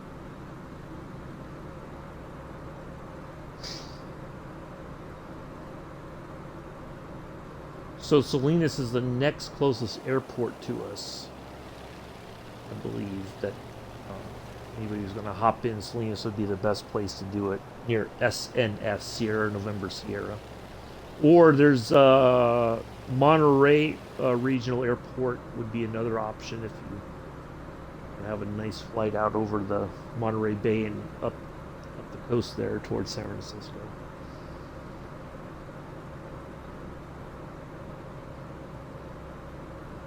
For those of you who've been around the channel for a while, you know I have a particular love for the Monterey Bay Area, specifically because of Laguna Seca being between Salinas and Monterey. Um, the racetrack was actually on part of Old Fort Ord when the older part was open, long time ago. And it was not uncommon. One of my friends from Southern California, he did some of his training there at Fort Ord.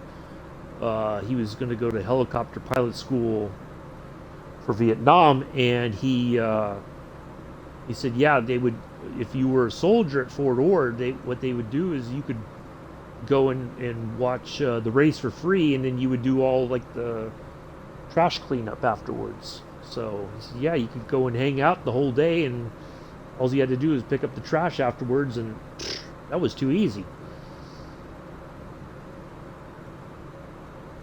Yeah, he was there back when the layout of the track was a lot different. They didn't have the quote unquote infield section.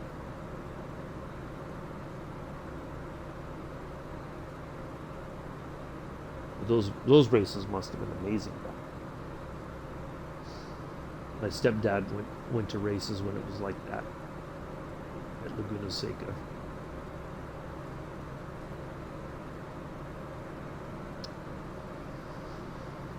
All right. So yeah, Wednesday we'll fly San Francisco to Rogers. I'm going to try to tinker with the weather settings. Once we get into Northern California, once we leave San Francisco and we head up north, we'll try to have some snow. Maybe not. It'll be. What I may just do is put snow, but it'll be clear if I can do that, so that way we can see. We don't lose our visual references, but we'll put some snow on the ground, and so we'll do that.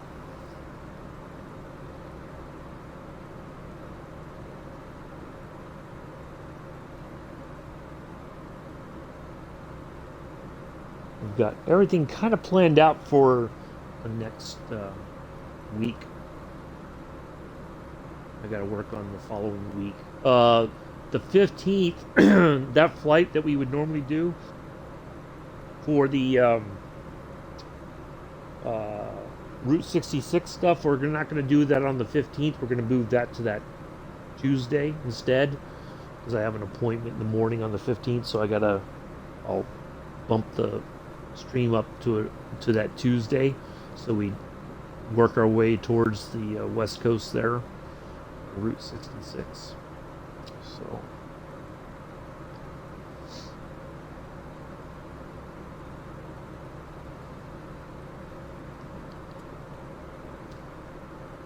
$55 nautical miles to go. We're just plugging along here.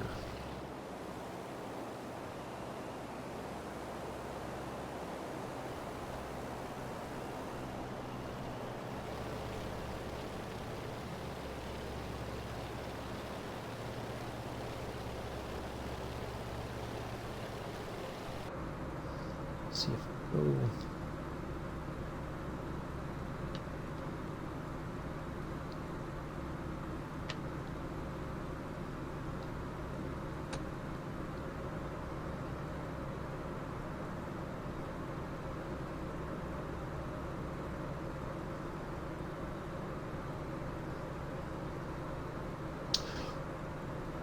I greatly appreciate everybody coming in and hanging out today. Nice to see you all here. This Monday morning, afternoon in some parts of the world, evening.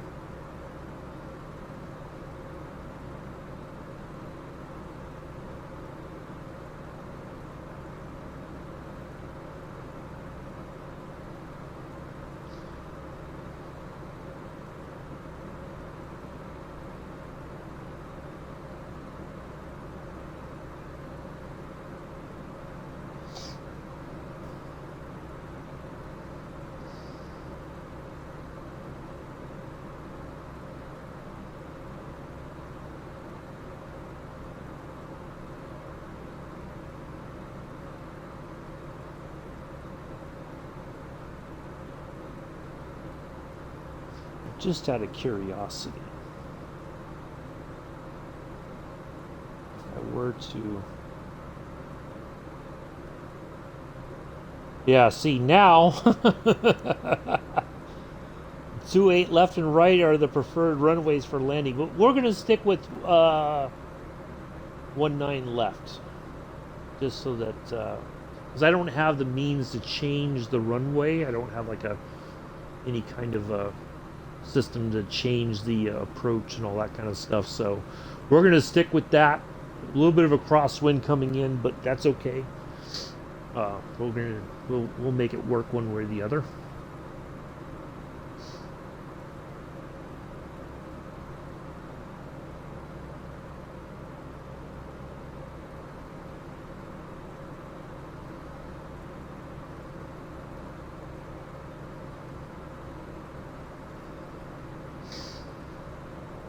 Just looking at the 2-8 left and right have the preferred headwind, but we'll make 1-9 left work.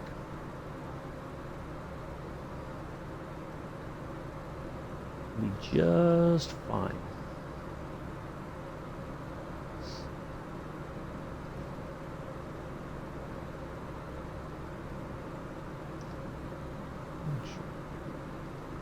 Yep, all right.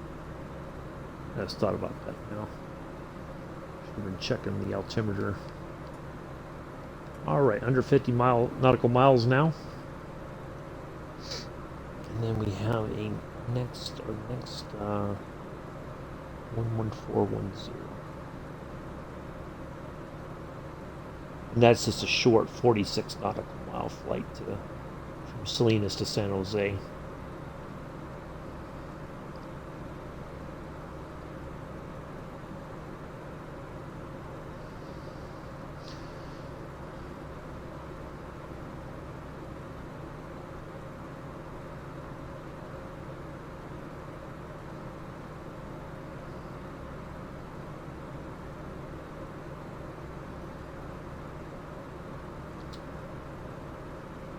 I think this would be a good chance for me to step away for just a moment. It's interesting that we're not climbing very fast, but it's like the speed is... We're just not getting a lot of oomph out of the engines today.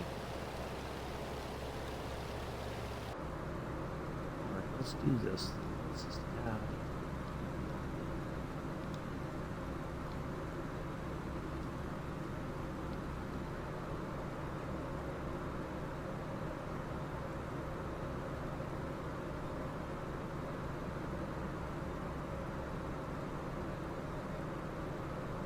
All right.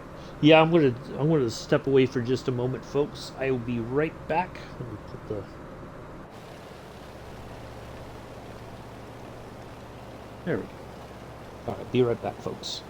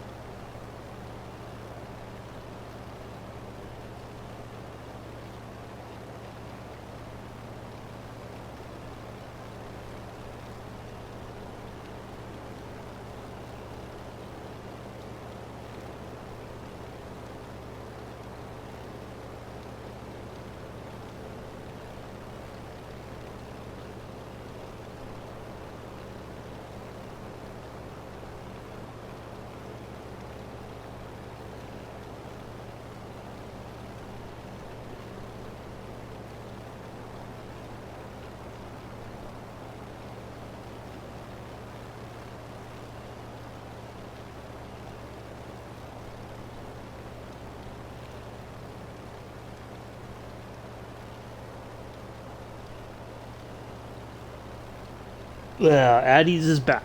I'm back too.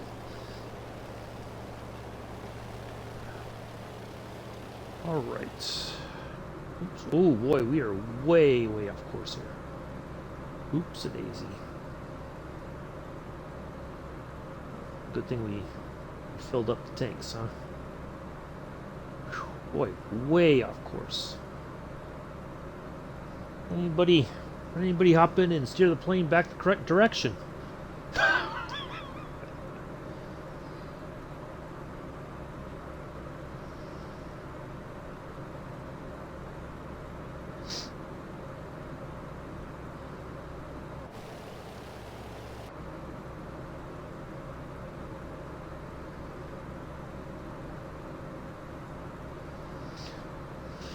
All right, there we go.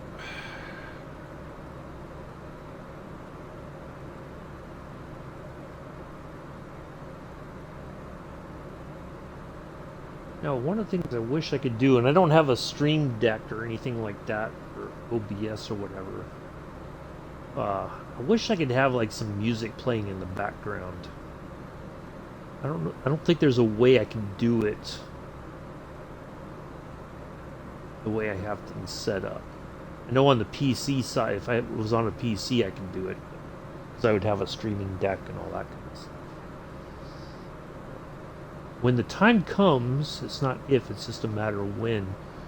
We'll have some nice relaxing. On these flights, we'll have some like jazz music or something like that. Maybe some jazz from the 30s playing as we fly.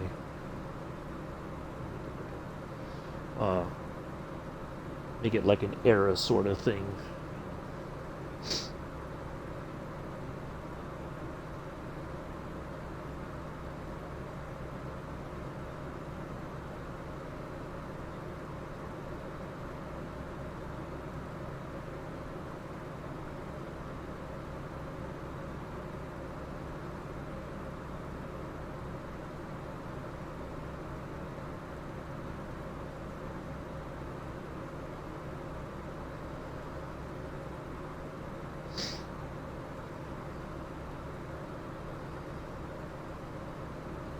And maybe when we do the jetliner flights, we'll do like we'll repurpose elevator music and we'll call it jetliner music.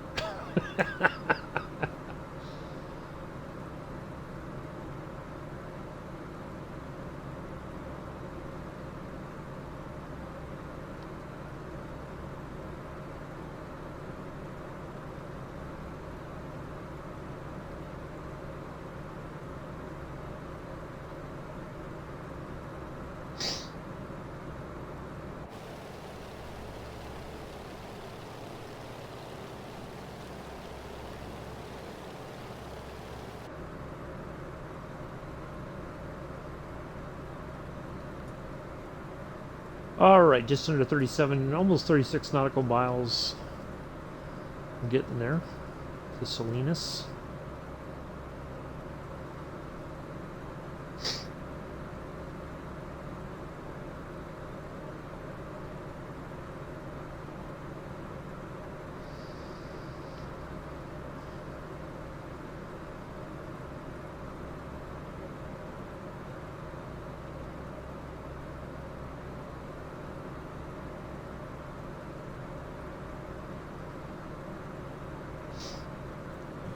Refresh the stream because we're a little bit, it's lagging a little bit.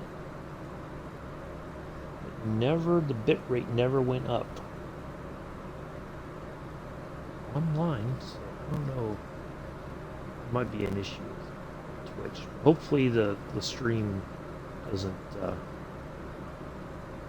die on us.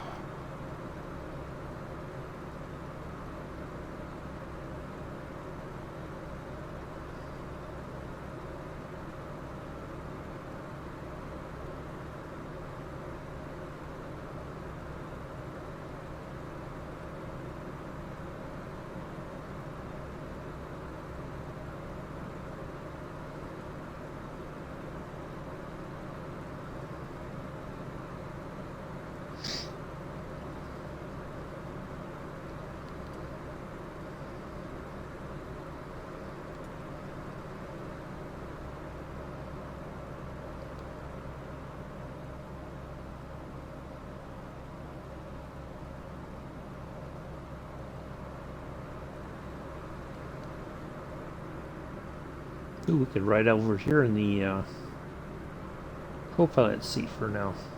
Let's do that.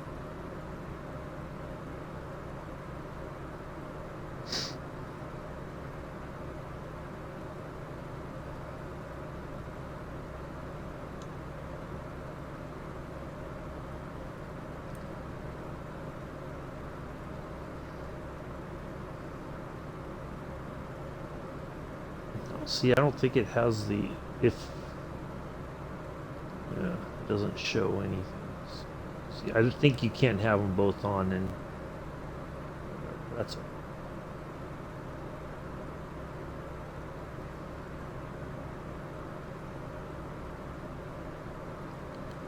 Oops. Let's have a look at her.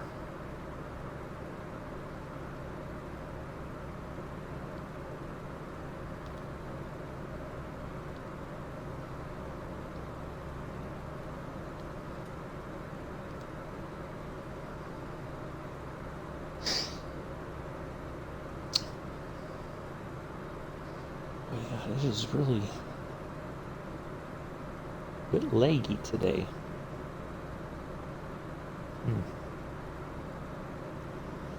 All right. We're getting there, folks. We're getting there. Some of the legs, what I'm going to try to do, instead of like just doing short hops, we're going to try to do some, time to get some, okay, Joseph. It's like, what, 2 o'clock there? No, wait. 1 o'clock. Wait, no.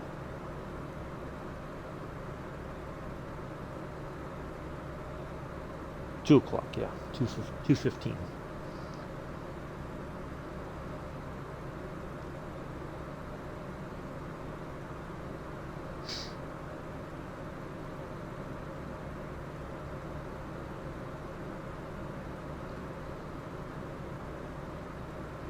Don't go to that dodgy McDonald's there, Joseph.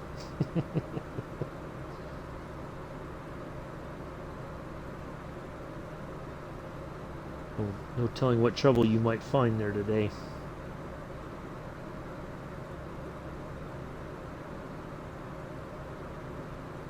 Iron Bird 007. Wow. I'm impressed.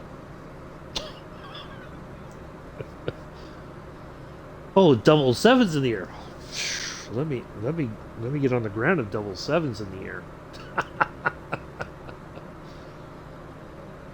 Going cafe. Okay. Sounds very posh, Joseph. We went to the cafe today.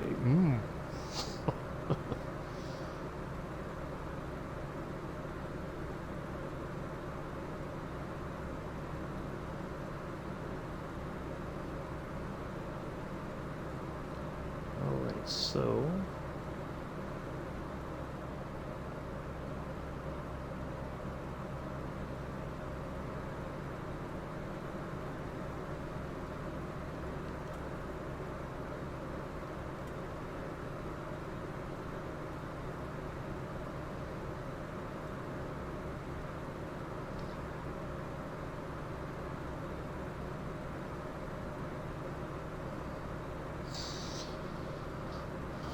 alright, 6 folks watching. Thank you all for coming in and hanging out. Hopefully you've enjoyed the flight so far. We've got quite a bit left to do. We are going to continue on to San Jose.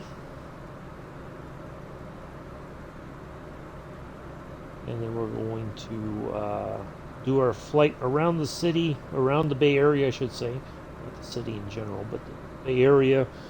And then we're going to come in for landing there on runway 19 left. Very non-traditional landing for me. Any time I've ever flown to San Francisco, if I ever landed on. May have taken off from runways.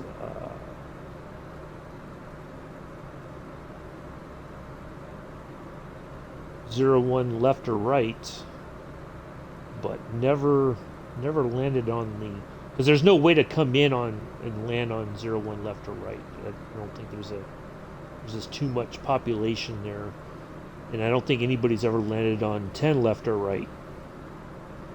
So, because those are just not like safe approaches into San Francisco.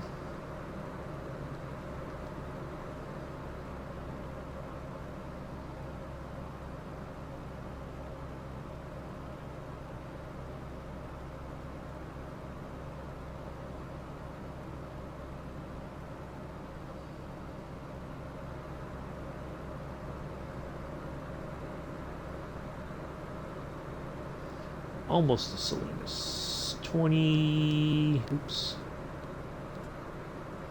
Just under 22 nautical miles. So we're getting there.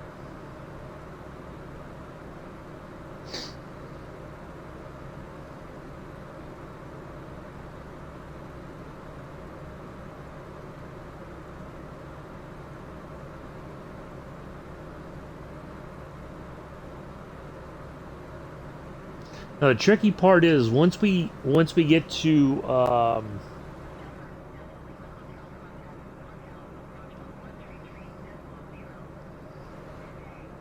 when we get to Berks, right? We have to be at about 5,000 feet. Now, if a airliner came in, they would come in from Concord, which we've flown to before. They would come in and then drop down into San Francisco.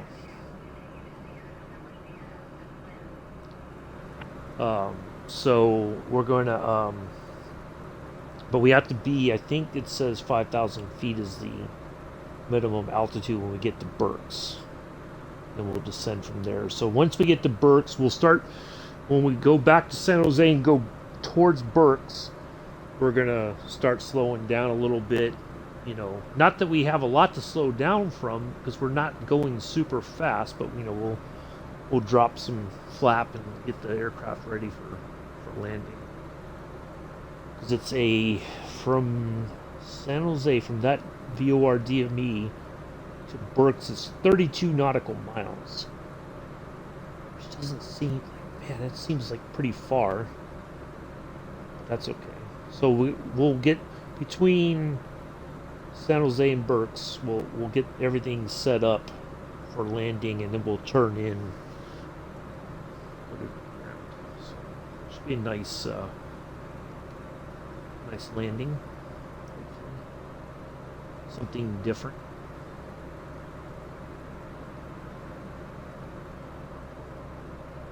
So, based on where we are, Monterey Bay should be like somewhere over there.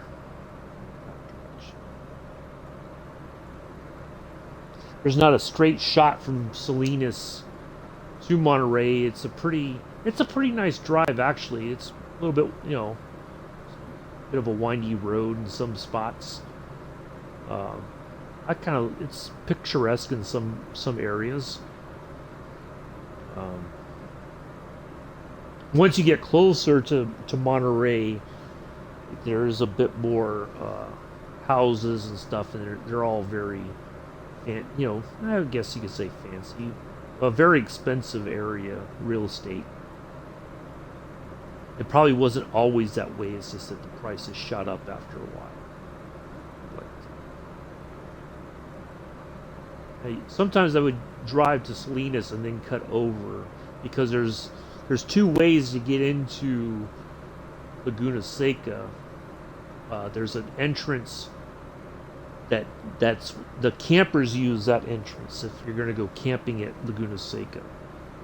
There's a separate entrance for that, and it's almost all really uphill. A little bit of a dip here and there, but it's, you know, climbing up to the entrance for the camping. They have like a ranger station or whatever. They will get you your camping area assignment and all that kind of stuff. and then but the other entrance, you go farther down the road and then you turn up and then turn again, and that's much more. I mean, it's still a bit of a climb, but you're going through like a. To your right is houses and stuff, and then to the left is it's pretty much just brush, and that's the area. Part of that was ranges for Fort Ord, so it's just all like land. It probably has a lot of lead in it and stuff like that. Even though I think they've cleaned a lot of it up, but I don't know that they'll ever use it for any kind of housing or whatever. I think that's our airport right there. That's Salinas right there. I could be wrong.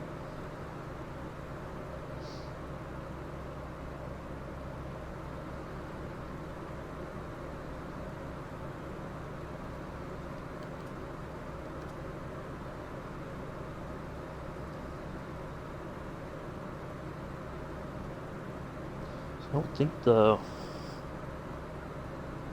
Vortec is right next to. Is it next to the airport? It is, actually.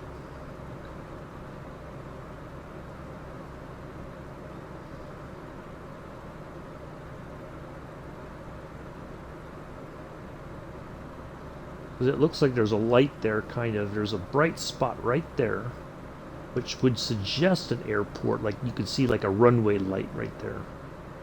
But I don't think that's our spot. I don't think that's our airport there.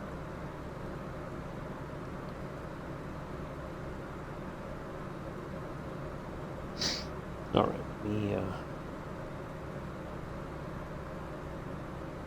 back to the chat here in case anybody says anything.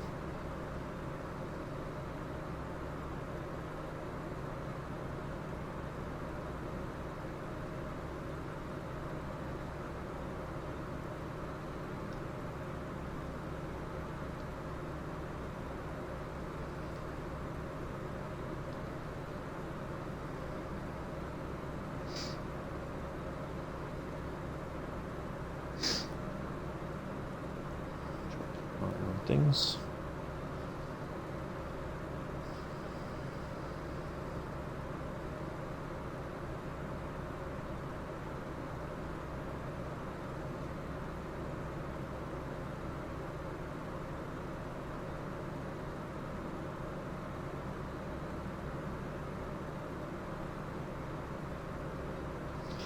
Let me look at my calendar.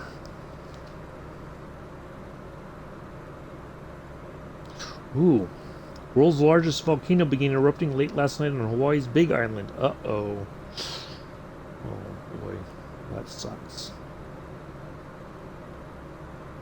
Okay.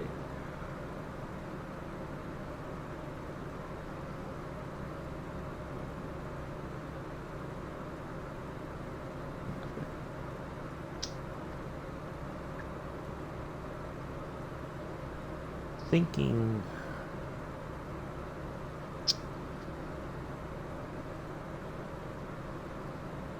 Maybe. I don't know. I'm gonna think about it, but I may do a long flight. Although I think this time I'll be better prepared for it because last time I was not. So I think I did like a 7-hour flight in the 747 from New York to Frankfurt, and I was just really. By the time we got there, I was just like totally. I was struggling to stay awake. I was just worn out completely. But I think if I have the ability to be a bit, better prepared for it. You know, like food wise and stuff, because I'll need stuff with protein in it to keep my energy going. You know, so. I may do maybe just around, towards the end of sometime in December. It'll be on a Saturday possibly. I'd do a long distance flight.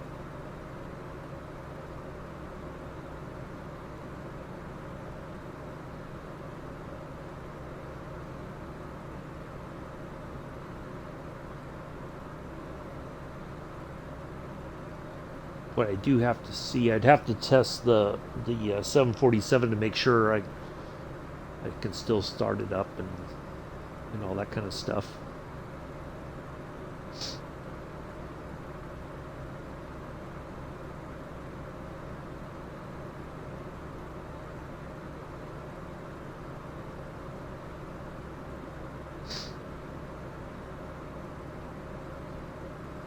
So we may do that. I don't know. I have to think about it.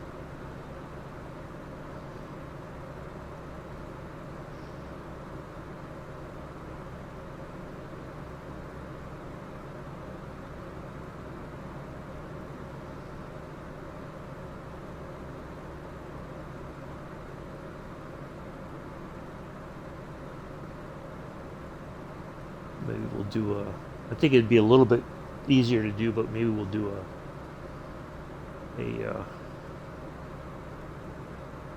do a red-eye flight out of San Francisco to JFK.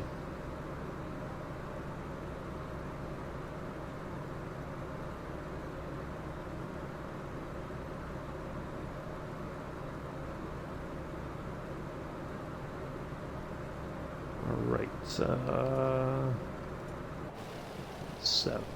oh, yep. There's our airport right there. So the lights were correct. We did see that kind of flashing there. So there is Monterey Bay out there.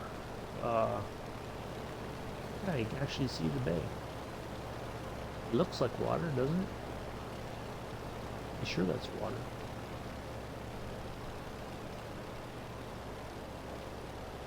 All right, so there we are. Now the Vortac is somewhere off the right engine there. It's somewhere up in this area, so we're close to it, right? We're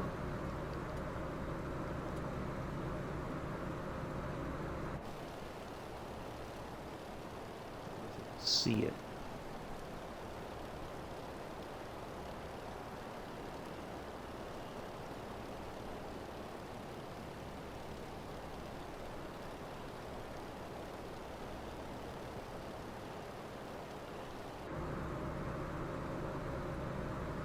All right, so our next view,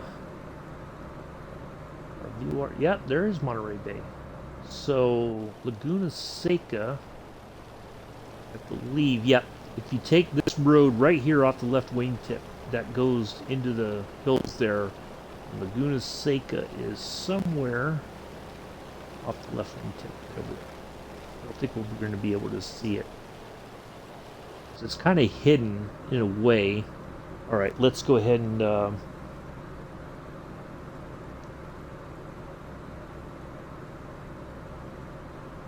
11410. Thank you, Joseph.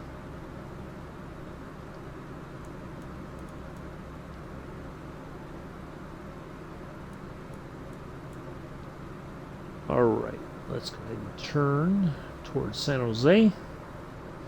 We're on a heading of 322.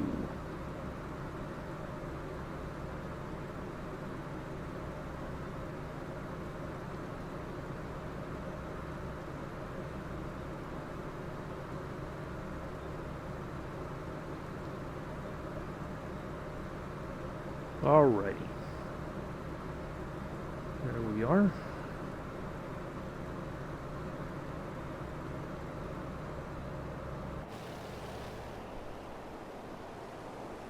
I do miss this area. And then Monterey Regional is right. I think it's up there off the left wing tip. I saw like a flashing light, like a runway light, I think. Yeah, I think it's right up there. It is on a kind of bit of a hill. All right, there we go.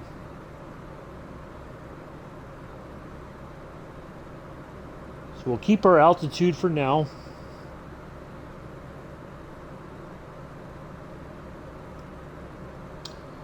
And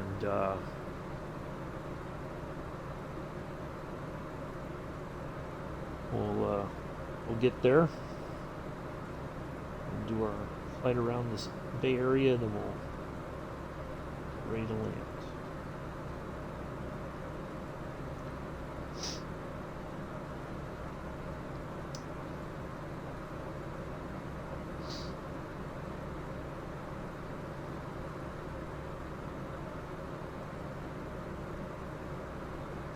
So if they're there at 68 feet, so they're either, I don't think they're at San Jose. I'm trying to think what other airport they would land it at. Because it looks like they're on the ground. Same with Captain LHI. That might be San Francisco or Oakland. Maybe San Jose. I think this is a municipal airport wherever Ironbird 007 is.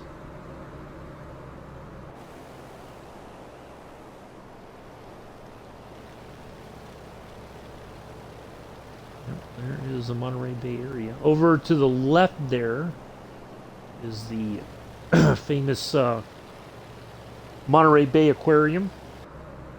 I think if you Google Monterey Bay Aquarium, they have a live feed of some of the different areas where the fish are. So if you're into that sort of thing, you can watch all that. Near Old Cannery Row there in Monterey. A lot of that area was repurposed for shops. There's a boatload of candy stores there. Oh my goodness. Get shirts and stickers and a bunch of other, it's very touristy. Lots of seafood restaurants down in that area.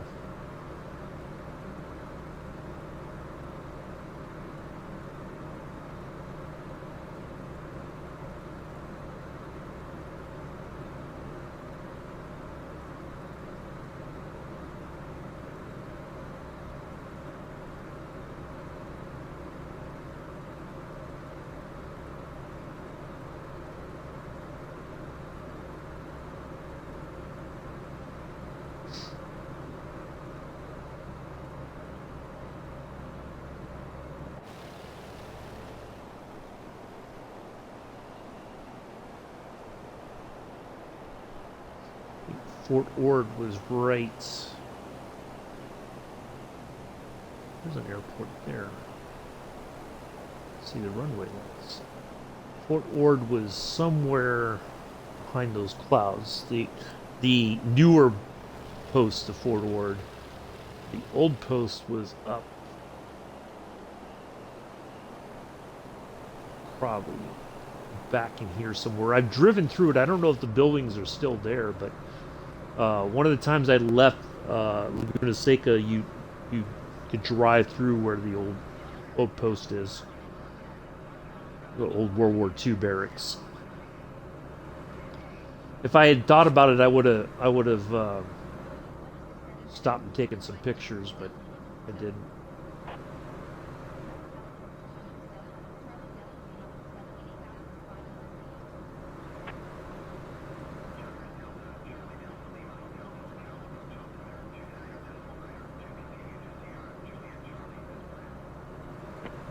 Go. And this goes on up.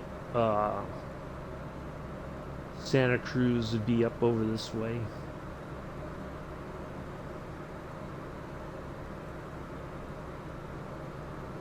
See, now the plane wants to climb. It must be a weight thing. I think that's what is throwing it off. Now it wants to climb a little bit. Whereas before it seems like it was struggling to gain altitude. We've been kind of hovering at about 8,500 feet now for some time. But we've been burning fuel pretty good. We're not worried about running out of fuel. So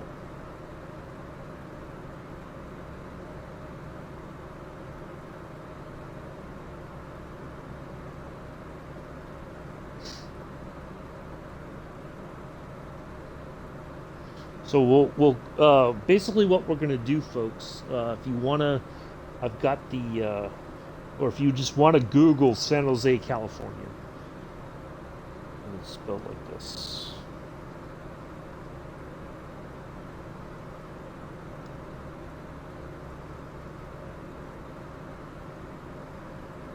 Just want to copy and paste that into your Google it or whatever search engine you use, and then click on the map of San Jose, and then do the satellite imagery if you can. Basically, what we're going to do from the airport, we're going to try to head towards Milpitas is our first destination, basically. That's like the part of Silicon Valley. A lot of tech was there, and then into Fremont.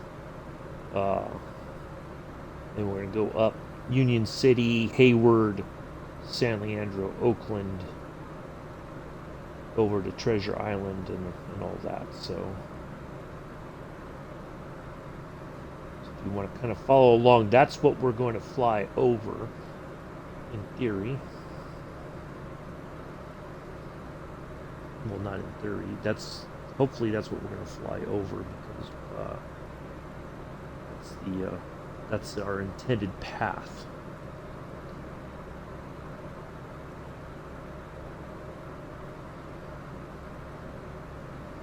Worked some time in Milpitas and Sunnyvale, Fremont.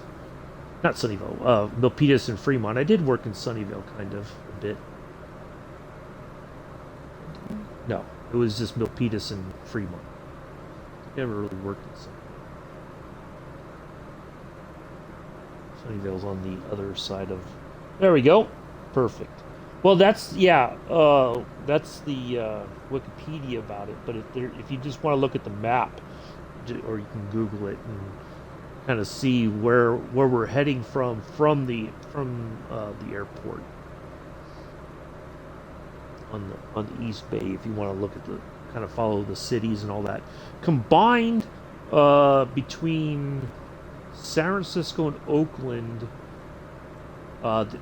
there's almost, now this was a couple years ago, it was like almost a 10 million population between all three of those areas.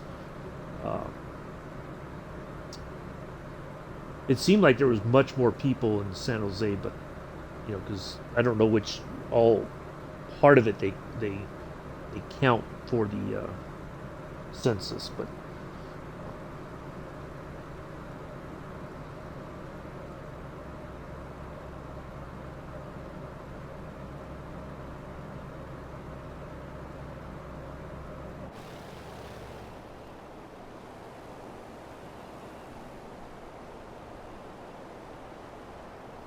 there is a way. I'm trying to think. It's up here somewhere. There's an exit that there's a freeway or whatever you could take down the coast there into Monterey. That I would take that sometimes. It's a nice little scenic drive as well. Lots of scenic drives here in the area, and of course, if you go through Monterey down to Carmel, you've got the 19-mile drive, I think they call it, where you go by Pebble Beach and a lot of nice golf courses, a lot of nice houses, of course.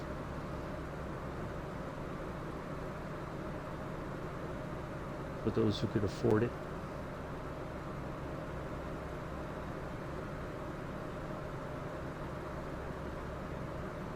I think one of the times I drove through there, they controlled the traffic. Like they try to spread it out, like they only let a car through every so often, so that people, because some people will take their time and drive slow to try to take pictures. I don't know that there's many spots where you can actually turn off to take pictures, but they try to keep the traffic flowing, I think.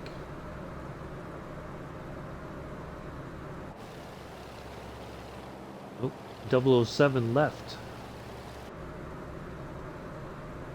They have enough action for one day. But thank you for posting that link, Mick. Appreciate it. My #1 mod. Always at it. Always helping with the information.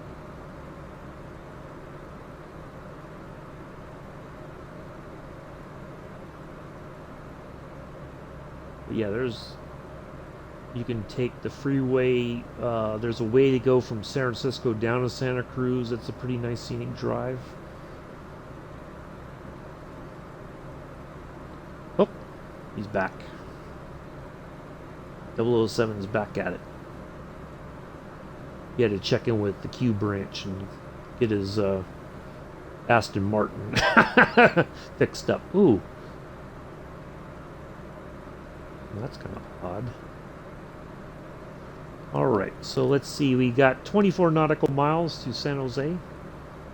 Just over these hills. Should be somewhere right over there. So I think that's a municipal airport that they're at.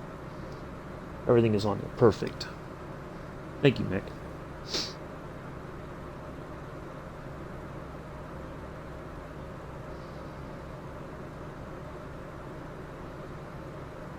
Now, what we may do if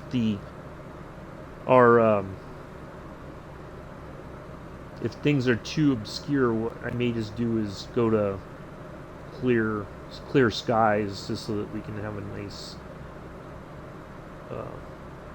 remainder of the flight. Once we get to San Jose, I may change it to clear skies, and then everybody should be able to see everything then.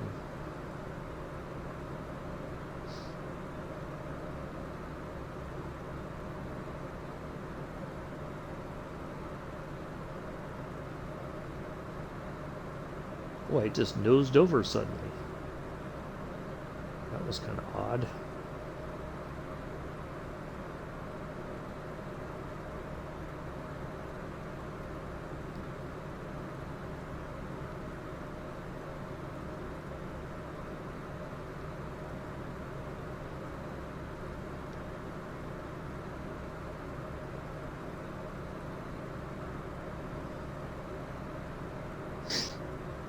Hello, Skip. How are you? Nice to see you here. We are on our way to San Jose here in California. We're going to do a little flight over the Bay Area, and then we're going to land there in San Francisco International. I'm pretty sure that's where that A310 is sitting at, is San Jose, or at San Francisco. Ironbird 007 might be at San Jose. Possibly.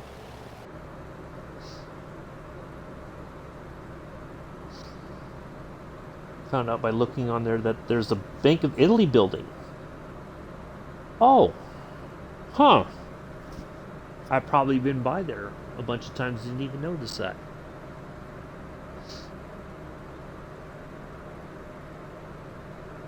There is a bit of an Italian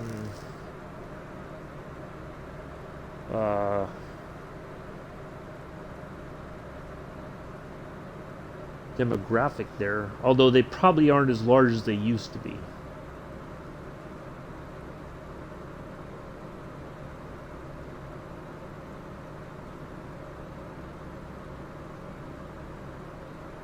I think it's mainly now Vietnamese, Thai, Japanese, Chinese. I think make up a lot of Filipino make up a lot of San Jose now.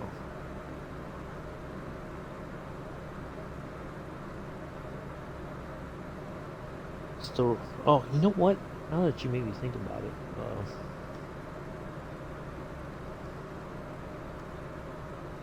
shows. Oops. Original Joe, San Jose. Ooh, it's still open. But they only open for dinner now. Yes, there we go. Original Joe's. Here, I'll put this in there for you food lovers. Great Italian restaurant right here. Authentic Italian. I would have thought they would have closed, but still open. That's awesome. And it looks like they might have done a bit of a remodeling because it used to be you go in there and it's got that kind of Goodfellas vibe to it, you know?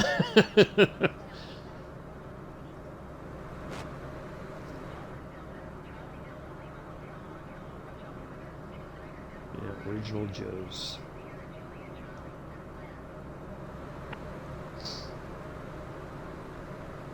There was 8 all kinds of different places there. San Jose. Original Joe's. At the mall, there was a place called Todai, which I don't think is open anymore.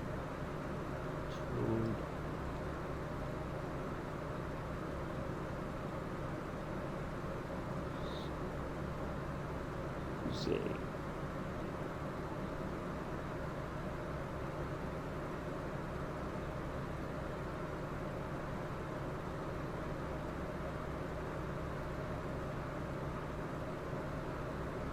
Oh, it's old.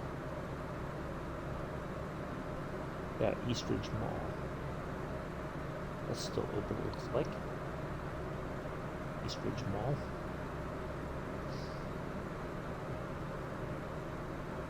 Japanese buffet with sushi. Oh. And depending on what time of day it was, you could sit down and have a Sapporo beer. Mm. Stuff, good stuff. All right, let's see. We're 13 and a half nautical miles. So they're definitely not out in San Jose. Well, they took off, so they're flying. They may have taken off from San Jose.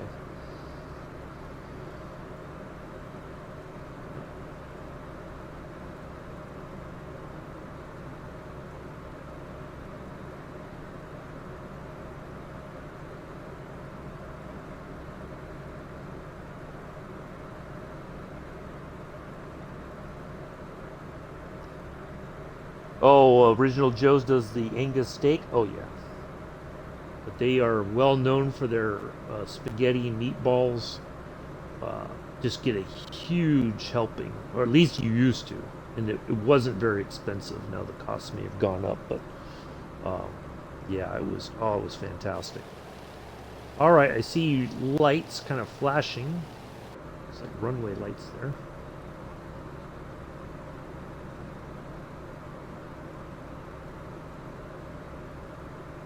Yeah, it was good stuff, good times.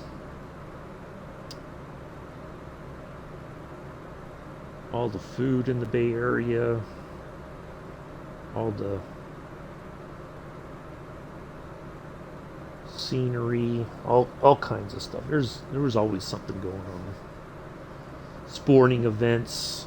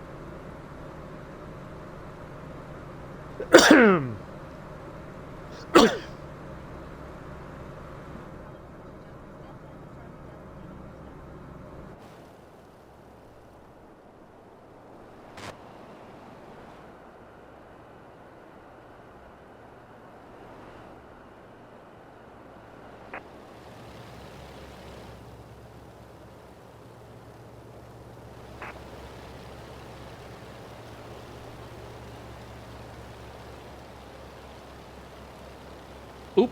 Now, see, I'm still muted. Okay, so Vortac back here. Sorry. I thought I unmuted myself. So Vortac right here. Here comes Milpitas right here in front of us. So we're going to fly along here. Now there is a freeway here that we could in theory kind of follow along, but we don't really need to. So yeah, a lot of good restaurants. I was kind of talking about that. I don't know if I was talking about it and I was muted and didn't realize it. We're going to leave the Vortac dialed in because we're going to come back here. When we come back down on the San Francisco, we come back down south. We're going to come probably just about where we came from somewhere, and then we're going to intercept that Vortac again, and then we're going to fly towards our fixed point to get ready to land. So that's the plan. So we're just going to kind of fly by the seat of our pants here now. You got Milpitas and Fremont right up the road here. Now there was I don't know if there still is, there was a car manufacturing plant somewhere in Fremont. I think it used to be Toyota, and then I think Kia bought it out. But there used to be a car manufacturing plant here in the Southeast Bay. I used to drive by it when I worked in Milpitas there at Seagate, when I was a security guard for Seagate Technologies. Probably the best job I had or best location I had as a security guard, because we were contracted, so wherever, I really enjoyed it, mainly because we'd have potlucks on Friday nights, and so I'd always have all kinds of food. I didn't have to bring anything to eat. It was just, it was fantastic. All right, so that should be Oakland right there, airport. Right there. So if you look on that map, if you look over the whole Bay Area, I've talked about there's a marina right south of Oakland, right around here somewhere, that there's like a jogging path and all that, but they have like bench seats. And if you want a plane spot for Oakland, that was the best place to go, especially like on a clear day. You could just watch the planes come in, all the whatever was coming in that day to Oakland. Not so much the takeoffs, because they would take off north on runway 30. Yeah, always one of the best places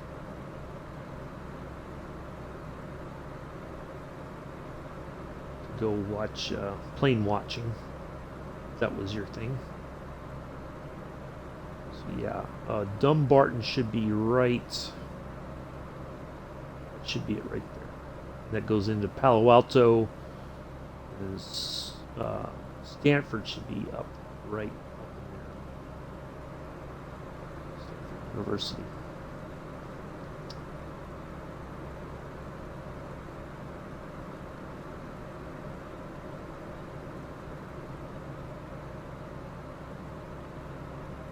Yeah, Dumbarton's. There was a different bridge. Like when I was a kid, there was another bridge that they built a new one, and then they tore down the old one, I think. And I think there's a railway bridge somewhere. I don't know if it's still in use or if they tore that down as well, but there should be Dumbarton right there. It's not very far off the water either. I don't think it really gets up too high. Might be an area where it kind of goes up a little bit but then back down, but it's a very short bridge compared to San Mateo. All right, so yeah, that's Oakland right there. There's runway 30 right there. So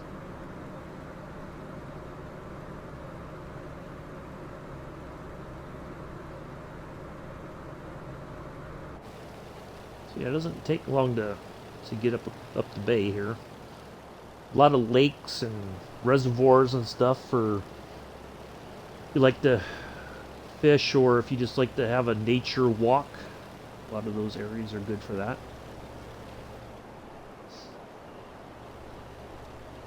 It used to be off the San Mateo Bridge. I'm trying to think. It might have been, yeah. There used to be what I'd call, I think it was like a salt factory was on the East Bay side of the San Mateo Bridge. Um, I don't know if it's still there. So they would pull salt out of the bay and process it. I think that's for like table salt or something.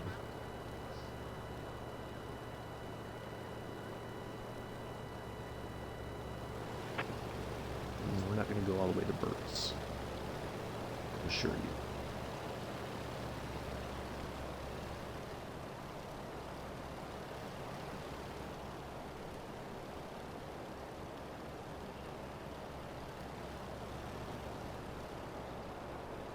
I'm not sure which river this is that flows from here over into the bay.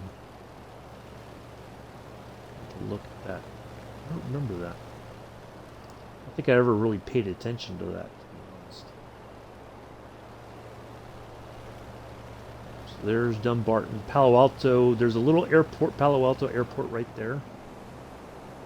From there, too far up.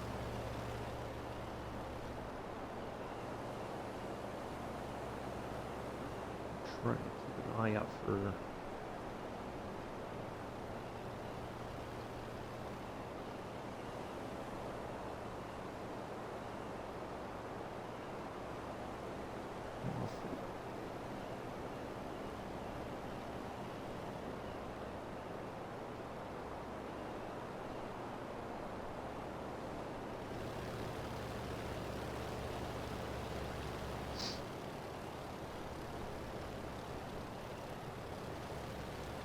now, if you take the, oh yes, that looks really good, Skip. Yes, I meant to comment about that. I saw it this morning, and when I was getting ready for the stream. Yeah, that looks really awesome, dude. Really awesome. Makes me wish I had a PC right now to do all that fancy stuff. But that's the crazy thing about this sim is that you can really. There's so much you can do, and of course, the more you do, the more expensive it gets. But if there's ways that you can do it, like I know Skeptic created like a little cockpit for like a Cessna or whatever. That can be taken, when she wants to use the desk, she can take that aside and all that. It's much easier to do. But yeah, that's fantastic. All right, so there's the entrance for San Mateo Bridge right there. It's not modeled in very well. But that, when you come into San Francisco, if you know your bridges and you go Dumbarton, San Mateo, because that's generally how a lot of planes will approach into 28 left or right. And you just, once you see that second bridge, then you know pretty much, and you can, yeah. Yeah. But that's pretty awesome, dude. Really good stuff. All right, so there is Hayward Airport right there. We've flown in and out of there before.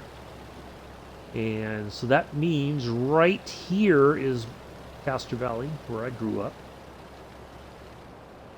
Because the freeway runs through Castro Valley out towards Dublin there. That's right there. And then further out, you get to Livermore and all that way out there. So there's an airport out Livermore out that way. So if that's there, then this should be... That should be Lake Chabot right here, I think. There's a like a lake reservoir right here. Well, that doesn't look...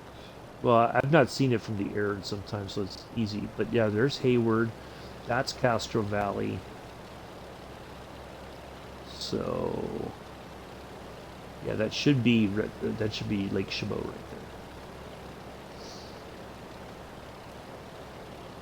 There's Oakland. That means right there, the left wing tip should be former Naval Air Station Alameda, which is just sitting there unused. Yeah, there's Hayward.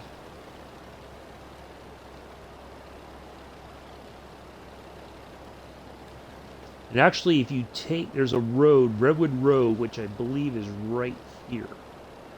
Kind of guesstimating. You could take Redwood Road, and it will take you all the way into Oakland, the back way into Oakland. So I had to order. Oh, well, that's not too bad a week. That's not too bad at all. All right, so there's Treasure Island right there. There's the San Francisco Bay Bridge. Oakland is right, should be like right over here somewhere. So we're gonna head towards that kinda. But Burke's, our actual point, will be coming. It's up over in this portion of the Bay Area. So we'll get back to that here pretty soon once we're done flying around. Yeah, so that is Lake Chabot there.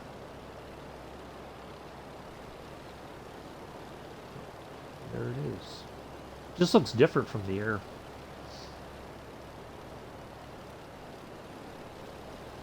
And Alameda is an island. There's the Oakland Bay Bridge. The only military entity that's still in Alameda is the Coast Guard. They have a Coast Guard base there with the cutters and all that for patrolling the bay and then probably out into the ocean there. Pacific Ocean. Just on the other there. Golden Gate should be like right over there. Pacific Ocean's right there.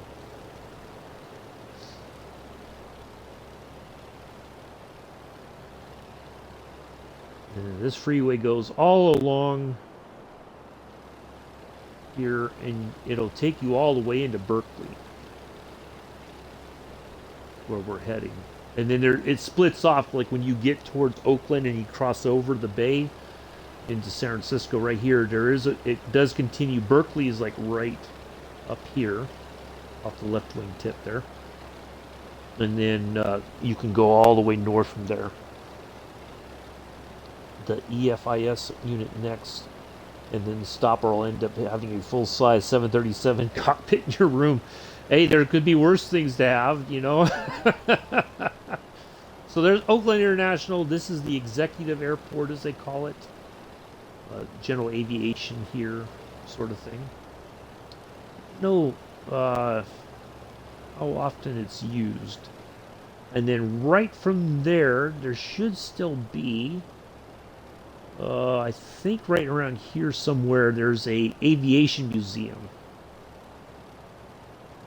I think it's like right here somewhere. It was pretty cool. I don't know if it's still open.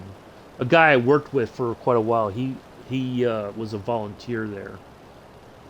There is the Oakland Coliseum and the Oakland A's Stadium. This is where the Raiders used to play football. Golden State Warriors used to play basketball in there. I think they're over on the other side now.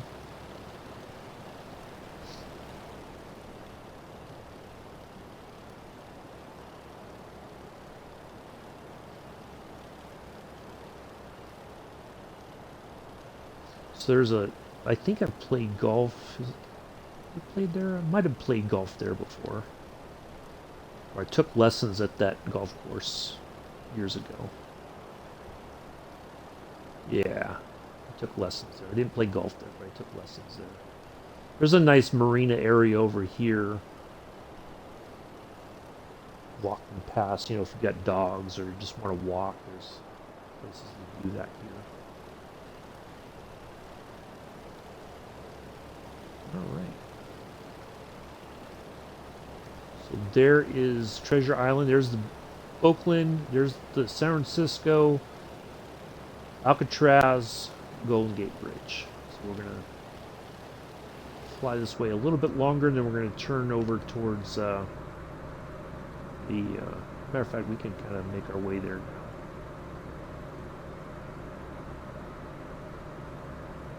Slow turn.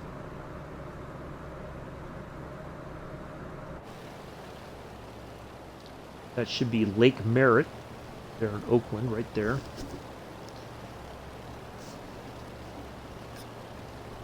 So yeah, you follow through here. Now there's two ways you can go. There's a freeway through here, which is usually really jam-packed on in the morning. And then there's a rail yard here, and there's like a port area right there for freight coming into the Bay Area. So the cargo ships would come in, offload there, and then they can put it on rail cars and send it out that way. But yeah, if you go through here, I think, I'm trying to remember. There is a Mormon temple that you could see from the freeway. But I don't remember where it is. It's like if you know your landmarks, it's pretty easy to spot, but I don't really see it kind of rendering in here in the bay on the flight. But there is a Mormon temple, and I want to say it's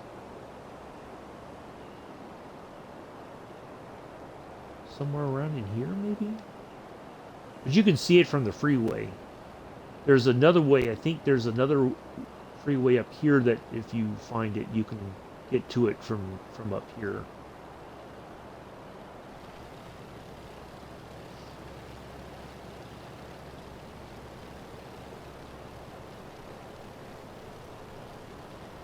So that's the new Oakland Bay Bridge, the one that they constructed because the original one they couldn't retrofit it anymore for the earthquakes. They couldn't do anything else with it, so they came up with this design. I don't think it doesn't meld well with the San Francisco side. Like the two designs are too like, ugh, I prefer this side. This one's just too, I don't know. Not a big fan of it. So yeah, there's Naval Air Station Alameda. Former Naval Air Station Alameda. I wish somebody would do if they could make that working again, so you could take off and land there. So if you want to visit Treasure Island, usually there's an exit from either side that you can drive around, and then you can actually go over here. The old Pan Am building, the passenger terminal is right there. You think you could still walk through it, go in there and visit. And there's downtown San Francisco, which means Pac Bell Park is right. Should render in from the bridge. It's down this way.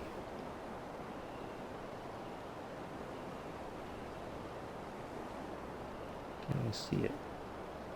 So there's the pyramid building. Yeah, there's Treasure Island. There's that Pan Am terminal I was talking about. They would basically pull up there. You would get on the China Clipper, and then they would taxi out into the bay. There's pictures of the China Clipper taken off while the Golden Gate Bridge was still being built. Very famous photo, or photos.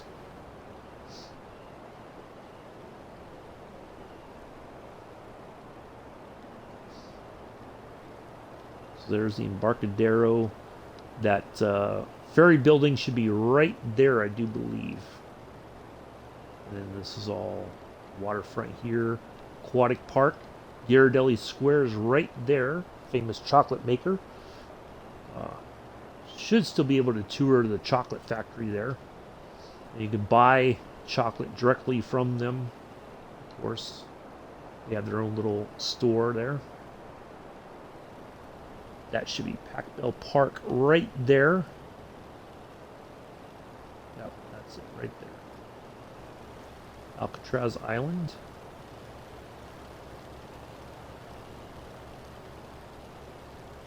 The famous The Rock.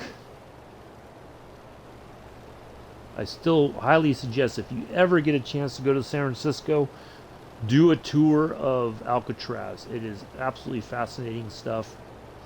I highly recommend, if you think you can do it, do the night tour of Alcatraz, because you get to see some different parts of the prison that you normally wouldn't see during the day.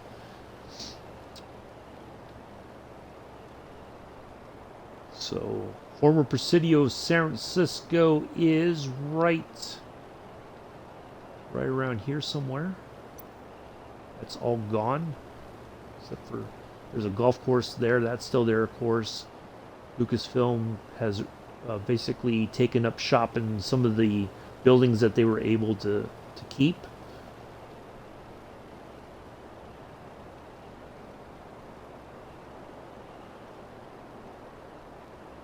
There's the Palace of Fine Arts right there.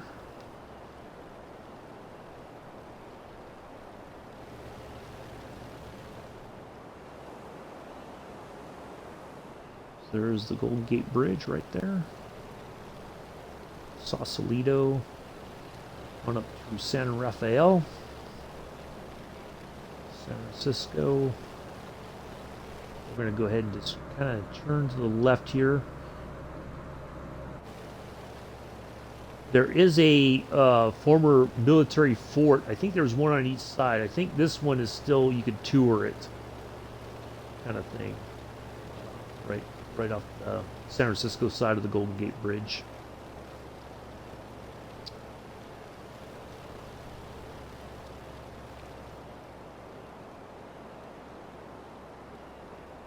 There is a like a ship museum there, an aquatic park along here. There's a pier right there. And then they're back towards Fisherman's Wharf. I think it's like right there. You can tour an old World War II submarine, and I think they have like a Liberty ship or hospital ship or something. There was another ship there, but the submarine was used in the movie Down Periscope, I think, the one with Kelsey Grammer, where he was like a submarine. He was captain. They didn't want to give him his own boat, and so he had to strike a deal that if he did something, like if he beat some admiral or whatever, that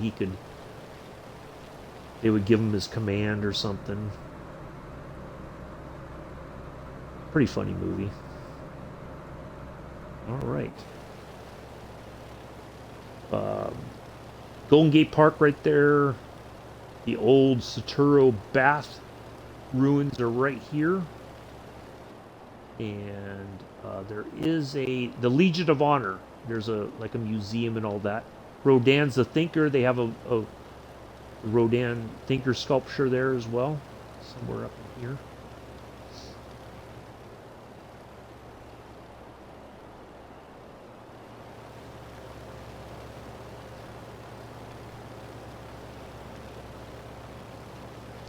Mick's probably checking his notes right now.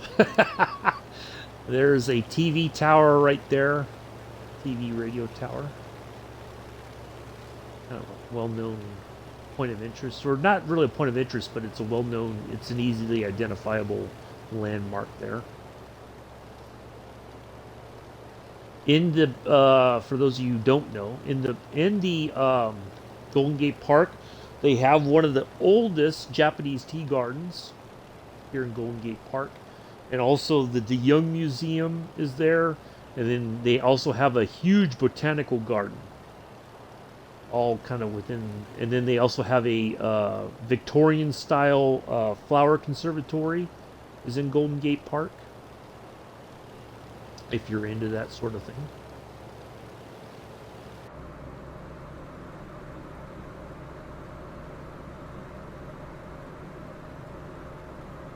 We'll go down across the bay here, down the towards southern, back towards San Jose now.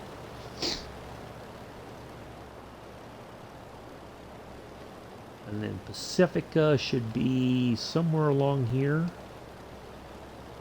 There is a, right here by this lake, there is this San Francisco Zoo is in this area somewhere. I don't remember where exactly.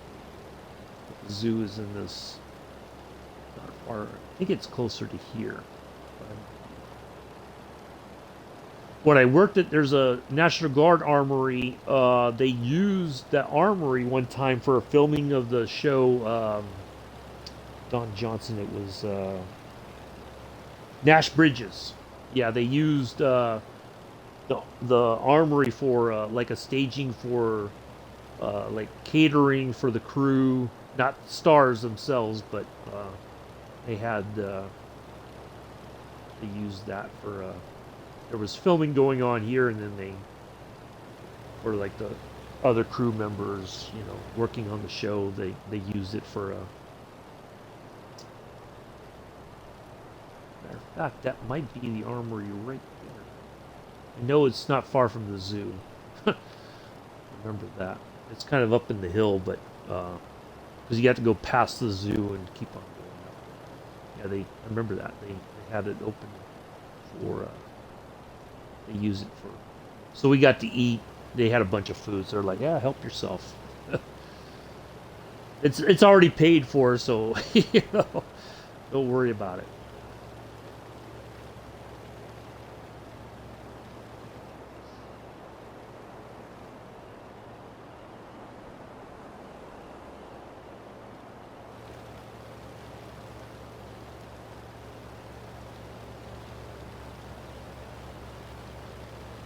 So yeah, we'll just kind of keep going this way, and then we'll turn. Oops, we'll turn down along here and head. San Jose is back down that way, so we'll come back around again. You checking your notes, Mick? Or are you otherwise engaged? If you're otherwise engaged, it's all good. When I was doing Train Sim World 2, because you could start the train in San Francisco or even in San Jose. Mick would have his notebooks or his notepad out to take notes and stuff I was calling out along the way.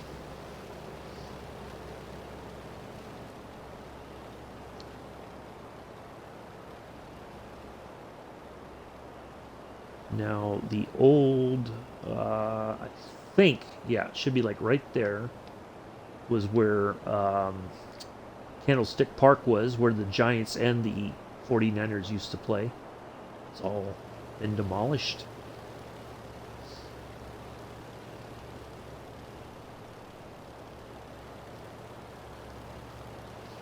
This is a pretty scenic drive. If you go up through this way out of San Francisco heading south, there's some reservoirs here.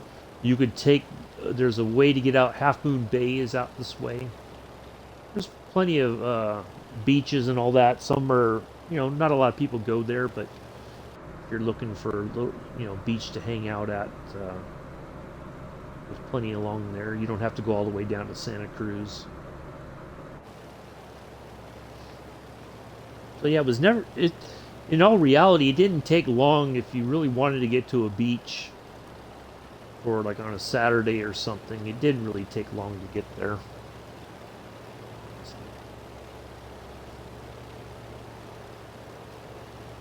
It just seemed like it. You know, when you're a kid, of course, you're just like, are we there yet? Of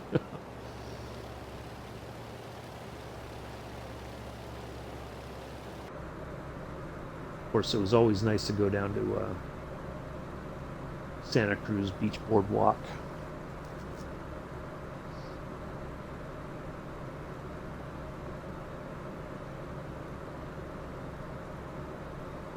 So we're going to come in when we do line up for landing. Our runway is going to be over this way, or we're going to come in at. So we're going to make our way back down. We still got plenty of fuel, so we're not worried about that. If we were almost on fumes, I would definitely say, yeah, let's go ahead and skedaddle back over that way and get ready to land.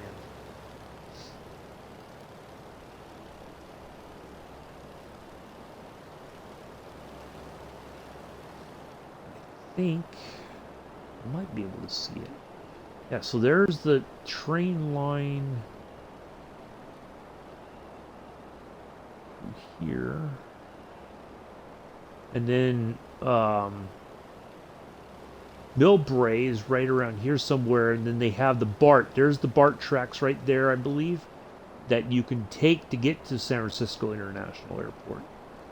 Now, if you look up SFO and say like 1970s San Francisco International Airport, it does not look anything like this right now at all. This is like a totally new design, and it is like if you fly in there to get your rental car, you got to go all the way over here somewhere. You have to take the tram. One of the trams will take you all the way out away from the airport to a parking garage, and that's where you pick up your each rental car agency has like their own space in the parking garage.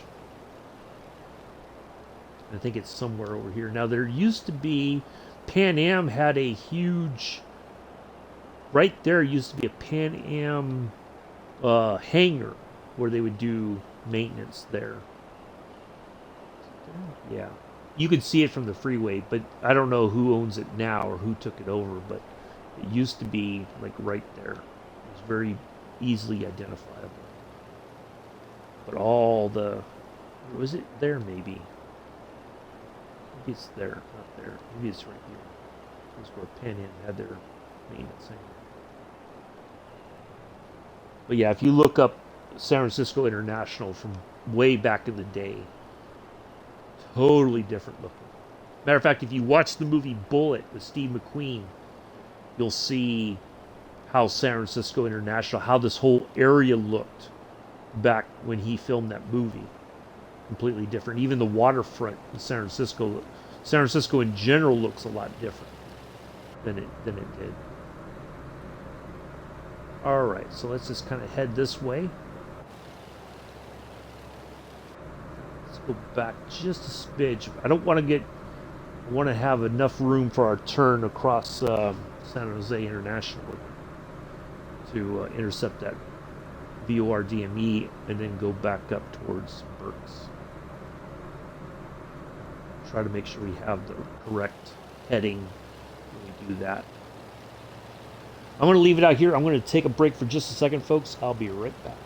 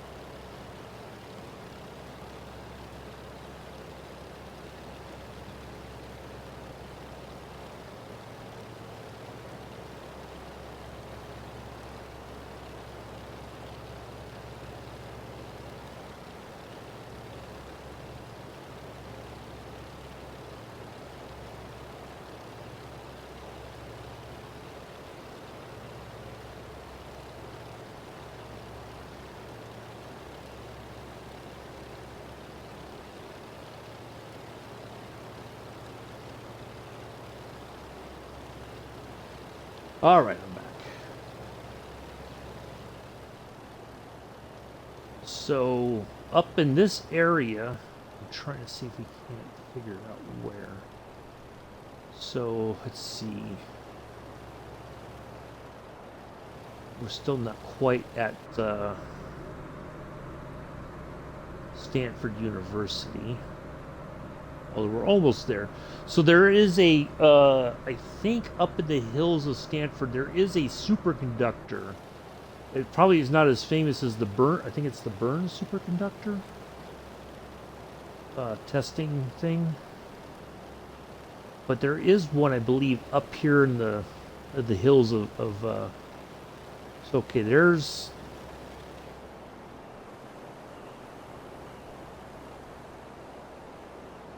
that is where the San Mateo Bridge is. So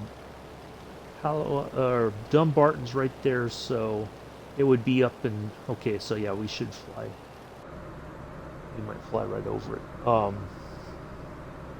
At least I think it's a superconductor sort of test facility,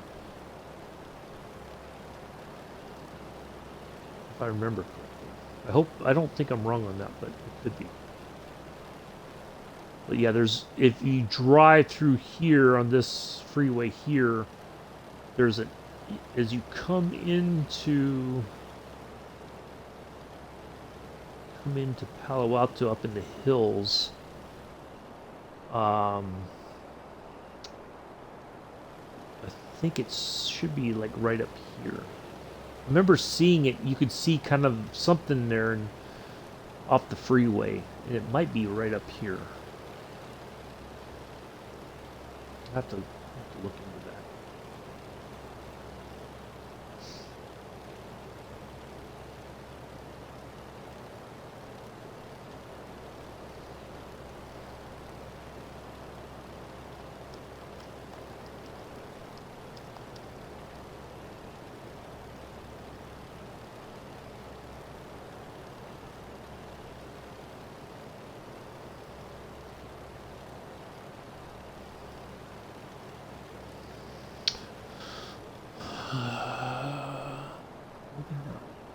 I'm almost positive there was one somewhere.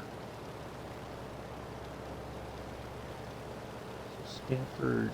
Okay, there's Palo Alto. There's the freeway there. Through here. So Palo Alto, that's the Dumbarton. Come through, so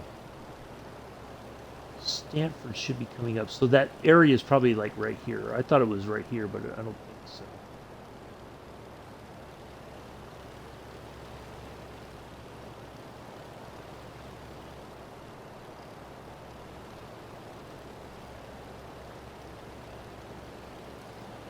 Yeah, that facility must be right around here somewhere. If that's what it is, I'm almost certain that it is.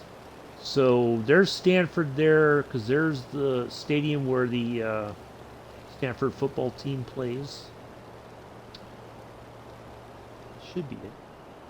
Nope, that looks like a lake. Go past there. Should be able to see the stadium from here, I think. Yeah, that's not the stadium. I'm talking out my backside. Alright, so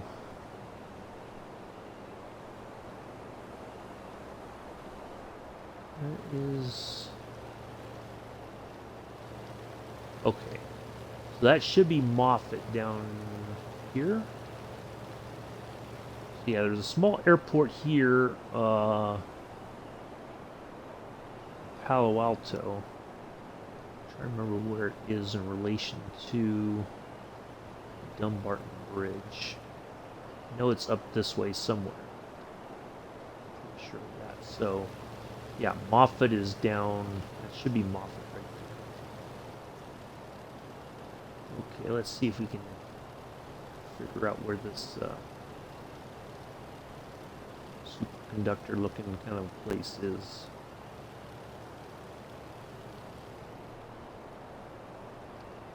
That's the campus there.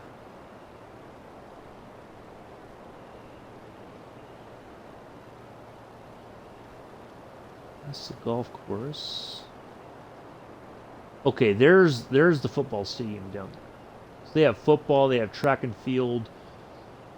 Up in this area is the I think they can use it for like rugby matches and all that. They don't use the actual football stadium for the rugby matches and all that. So because there's a this road here away from the freeway, you can take that all the way from San Jose up to San Francisco. It's a longer drive though because you're going through a lot of traffic lights and all that. But it's, you know, if you just want to take your time, either way, you know, it's not a bad little drive. There's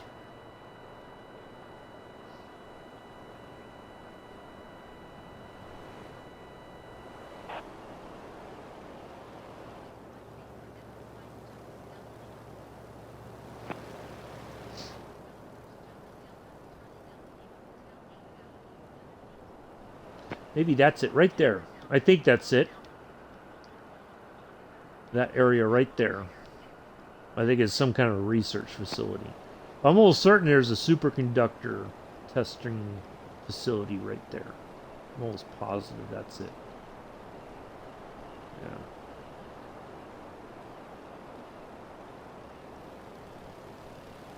Again, I could be wrong.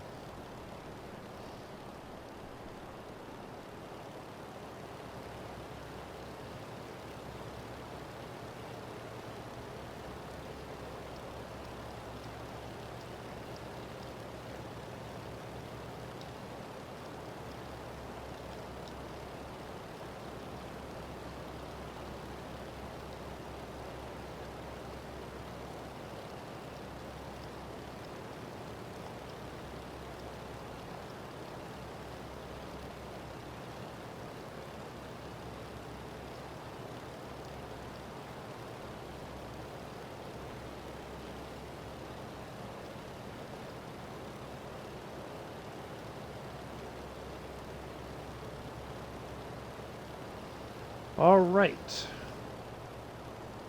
We're almost there, folks. We're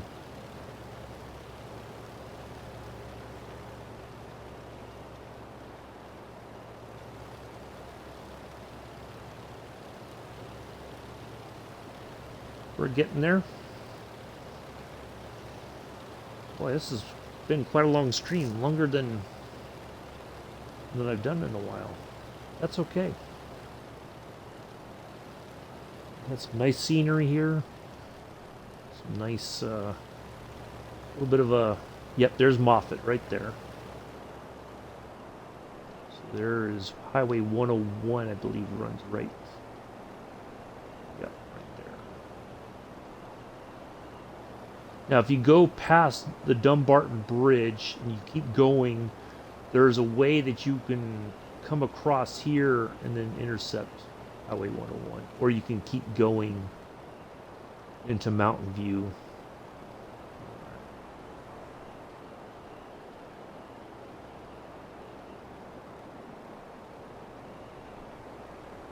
Can't remember the name of this road. I'd have to look it up again.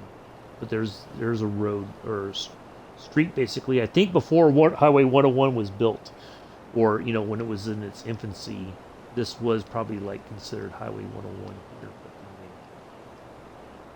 There was like a lot going on in the Bay Area as it was built up over the years. Okay, so there is San Jose right there. Our VORTAC, our VORDME is right there.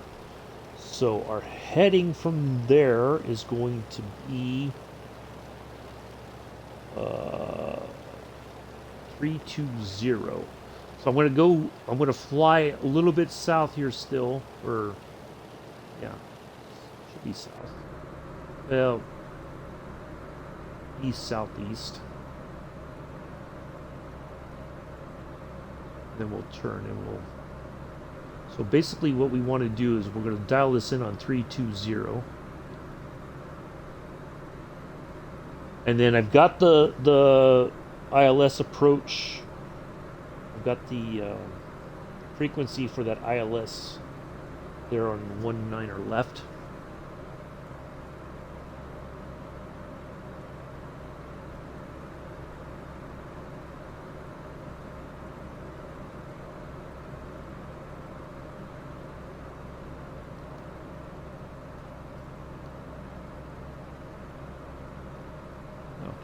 just go ahead and turn, and we'll adjust from there.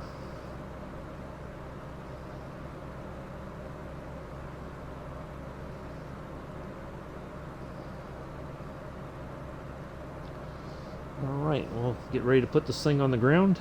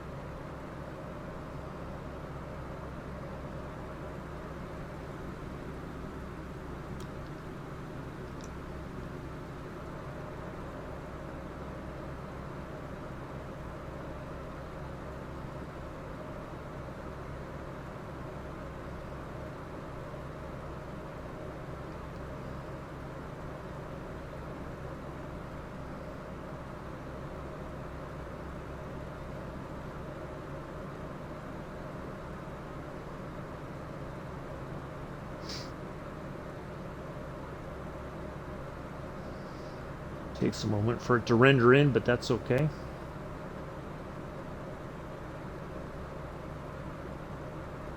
We know where we are.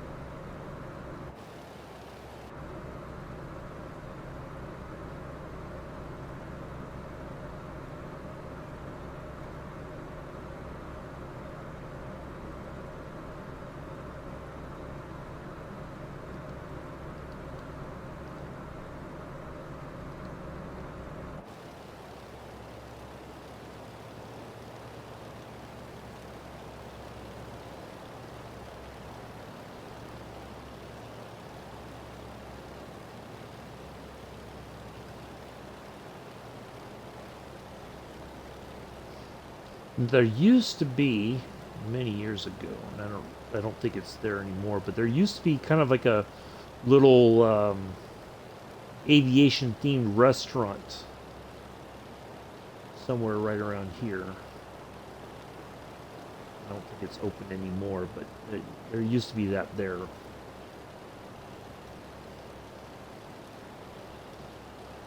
For those who were, and then they do have a flight school now. San Jose University has their aviation program is on this side of the airfield as well.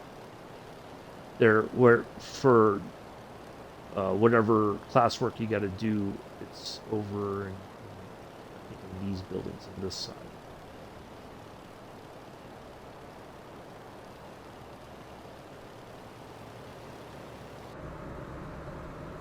All right, so from there we're going to head to 320. Just flying over that now. Yep, there it is right there.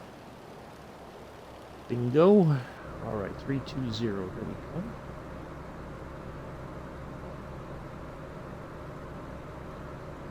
And let's see, we can go ahead and dial in that ILS approach, ILS localizer 10890.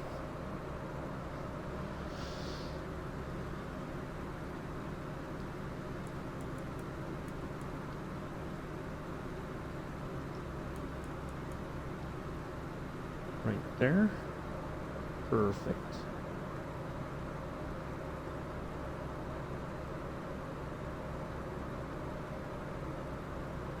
Back up to East Bay here.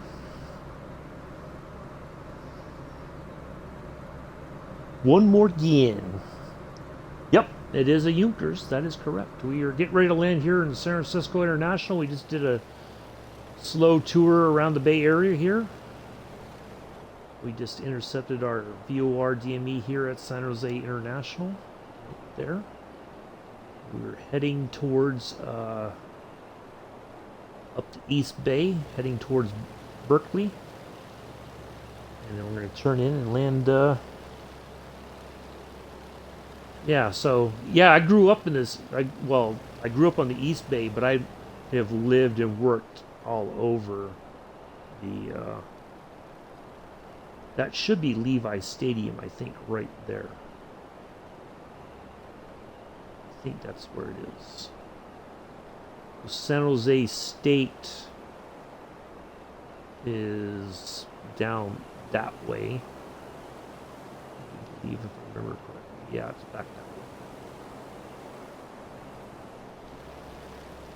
So yeah, we just did a little tour around the Bay Area here where I grew up. Going back up to East Bay. There's the lights for Oakland. We're heading towards a fixed point, and then we're going to turn in and put it on the ground. So we got to start losing a little bit of altitude here.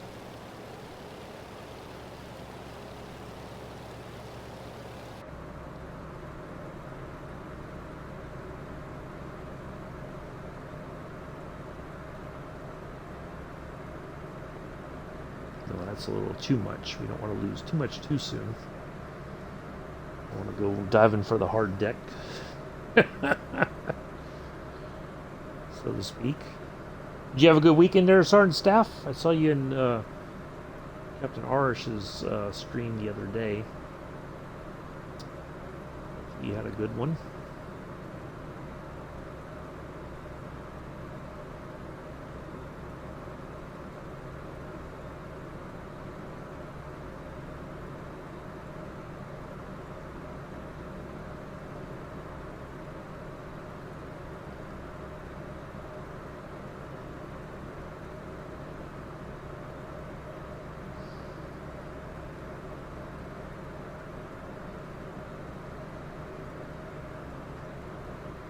Hopefully everybody had a good weekend.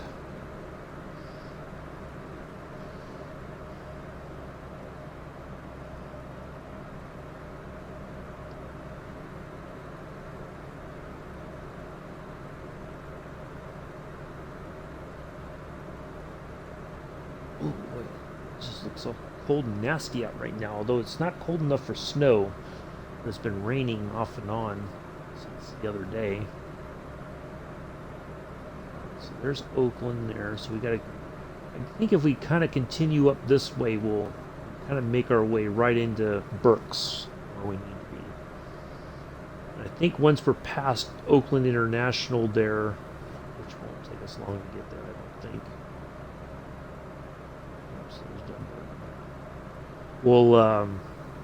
We'll call in and, ooh, 27 knot winds yesterday. Yikes. That's no fun. We get gusts here every so often. Up at the local airport, they even have had tornado warnings.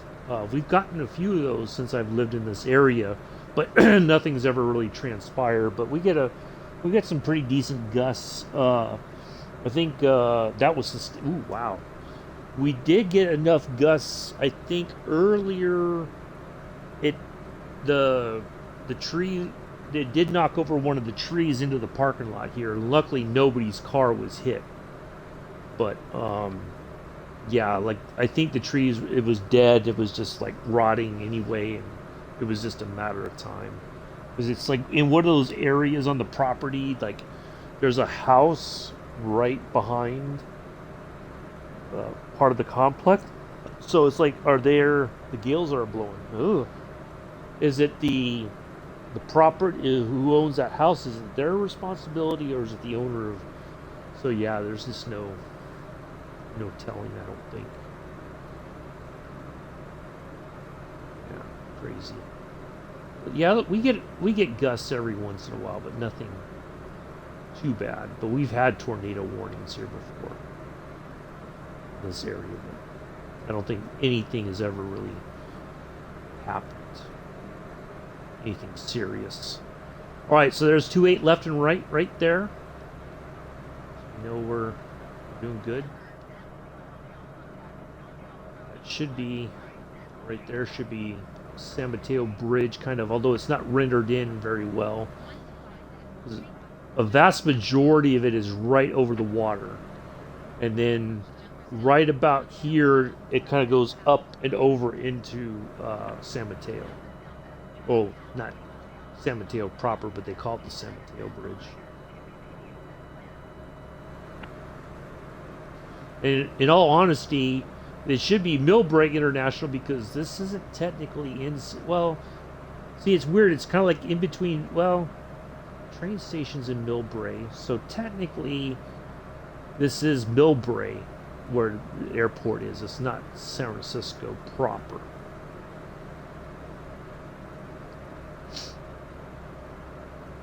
You could maybe call it South San Francisco,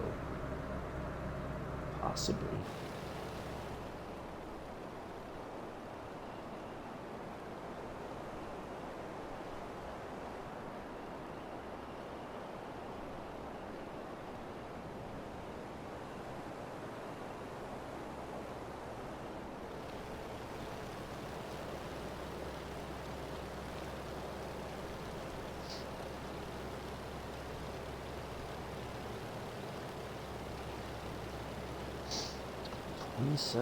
Sustained winds, 27 knots. Oof.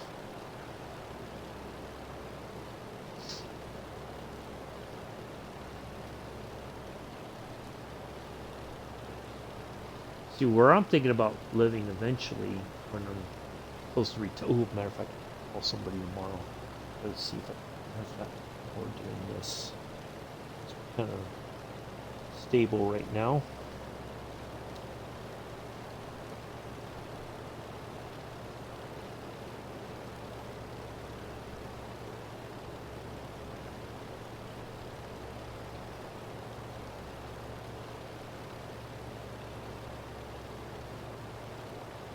Where I want to end up living before I start drawing my retirement, I'm kind of considering where I would have to really be worried about hurricanes.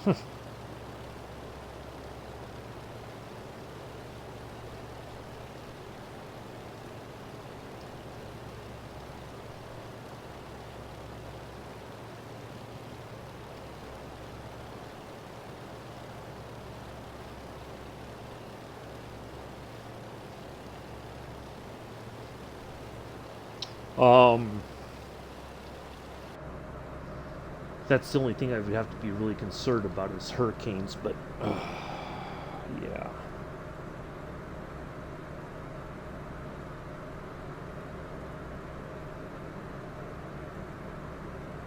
I'm not sure that's exactly where I want to end up, but at least hurricanes, you have warnings that the hurricane's coming and you should, pack up and get out of there. But,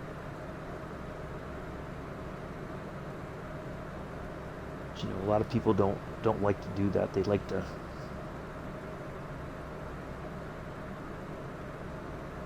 wait until the last minute.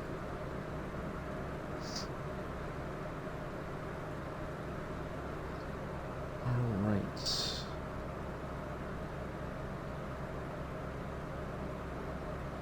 we're not quite even with the runways there. They're still up a ways. I don't know why this is almost even, but I think that's legit. We're getting there, folks.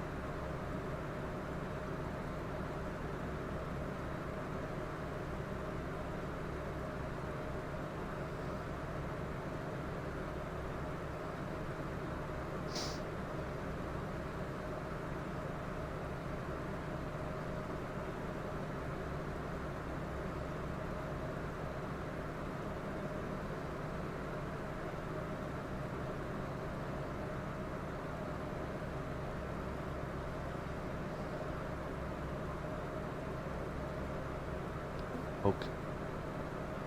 Fine. All right.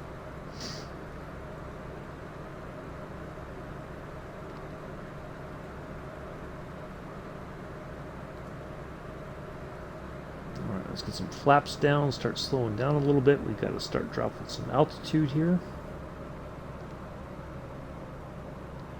Alright, I think we're close enough we can go ahead and call in and say we're coming in for landing.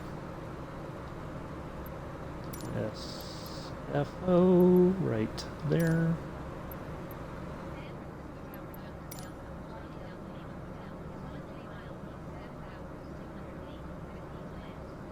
Whiskey? Can't be having whiskey while we're flying.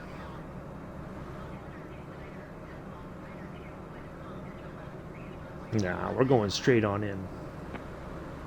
We've got the ILS.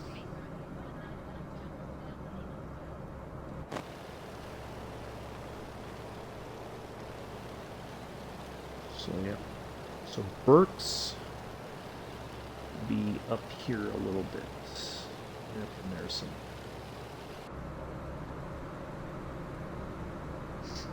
And we'll turn in here in a little bit. I want to get as probably just past the Oakland Bay Bridge area right there. Then we'll turn in and we'll get.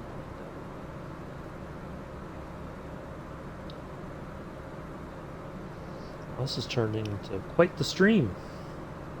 Quite a long one, huh?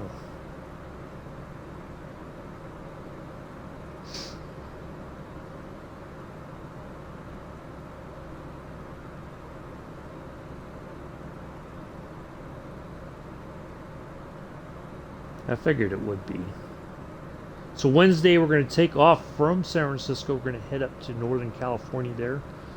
Out somewhere over that away. We're going to go up to Rogers near Chester, California, Lake Almanor.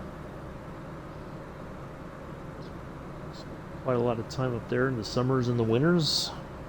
Mainly summers. Winters is only for Christmas because that was the only place we could go to have snow for Christmas.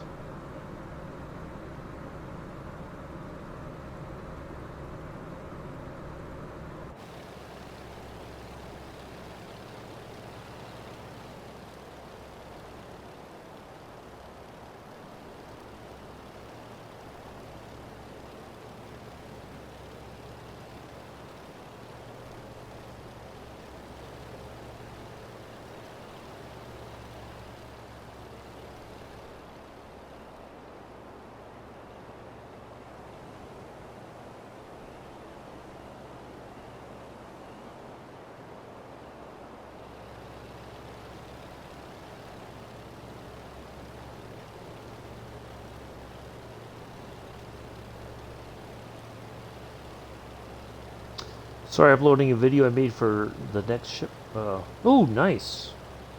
Looking forward to that. Have to check that out.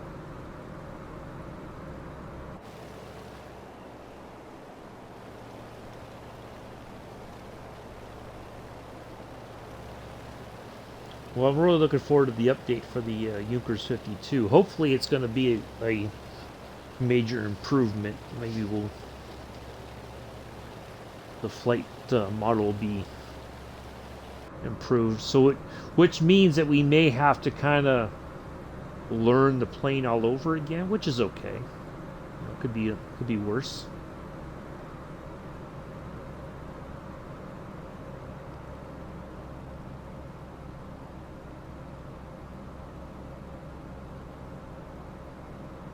All right, just a little bit farther, I think, and then we'll turn in. Boy, Captain LHI has been in that 310. Boy, they must be programming it or trying to sort it all out. They've been there for ever since we come into the Bay Area. They've been sitting there. I'm surprised they haven't been timed out for something, you know.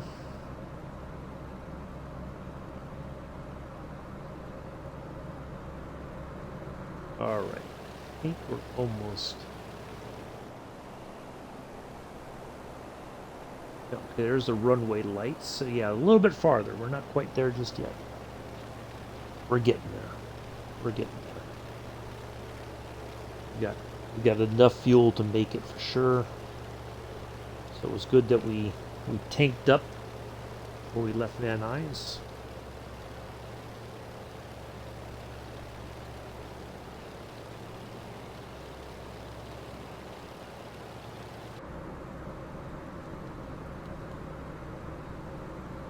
little off track there. I just want to make sure we have as much room for our turn in as possible. So this part down here is Emeryville. Berkeley itself is a little bit farther up the road.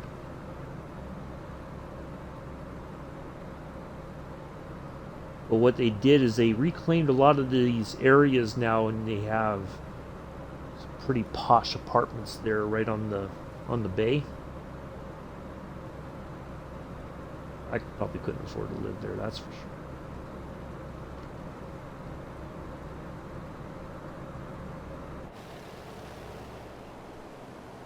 Alright, I think we're good enough now. We've added enough distance here. A little bit farther, and then we'll turn in, and we'll have enough room to... Okay, I think we're good. Let's go ahead and turn.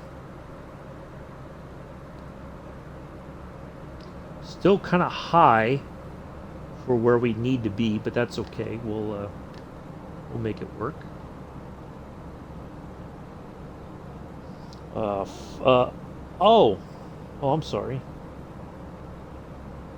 Well, you know, sometimes... Oh, I'm sorry, your cat died too. That sucks.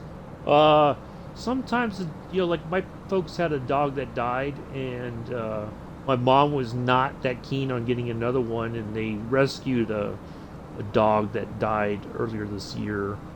But I told my mom, I said, you know, the great thing is you gave a lady, that was her name, so you gave her a nice home until she passed. That's the important part. She wasn't in an abusive home. She was loved. That's the best place for her to be. That was the best that you could do for her, you know. So I don't know if they're going to get another dog or whatever, but yeah. She clung to my mom like there was no tomorrow. She was a mama's dog.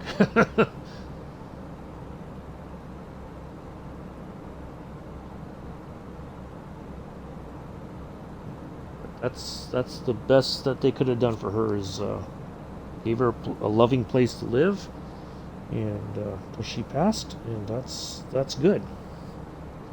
14, wow. Alright, so now that's weird, the pattern disappeared, but maybe because we didn't go over there and fly it the way we were supposed to, but that's okay. We'll get back online here in just a second. We definitely got to drop some more altitude.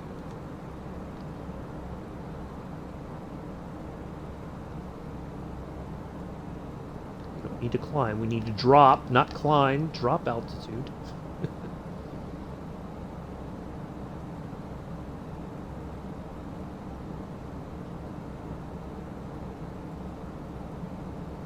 All right, there we go. Now we're set. Go right over Alameda there.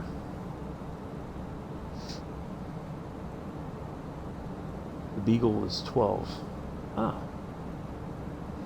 Yeah, I don't know what kind of dog Lady was. I don't know if my mom ever found out what kind of breed she was. She was kind of like a mouse of a dog. And they rescued her from an abusive home. It was funny, the first time after they had the dog for maybe... I don't know, maybe a year, maybe less than a year. Oh yeah. And my mom told me, you know, she came from the dog came from an abusive home, and you know, she may not come near me at all. You know, she said, don't be surprised. And they picked me up in Sacramento at the airport. And the dog was, you know, I hopped in there after I got the bags and, you know, put them in the back of the vehicle and all that. Dog just came right over and sat with me the entire drive back up to the lake. And my mom turned around and looked. She said, I don't believe this. I don't know. I didn't do nothing. It's not like I got treats in my bag or in my hand or nothing. So I did not expect that. I'm like... I didn't either.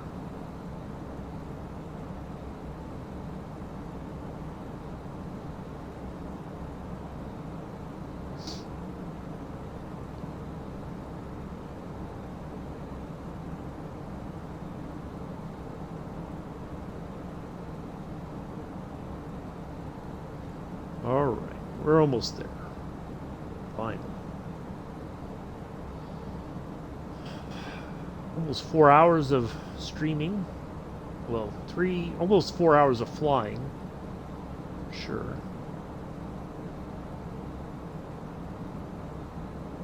But yeah, really enjoyed this today. It was fun to do this. Now, I did have a few clouds on, but I cleared it up so we could have a nice view of the Bay Area as we flew around. So that worked out very well, I think.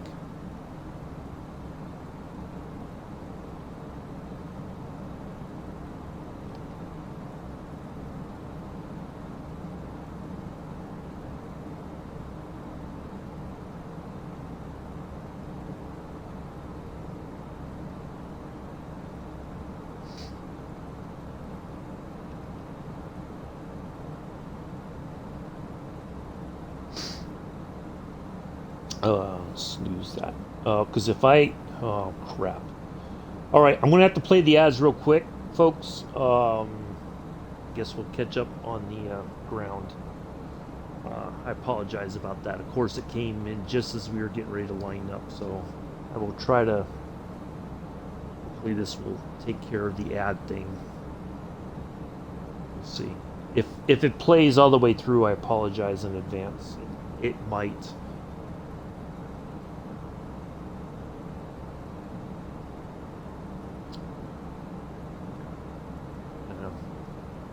Do.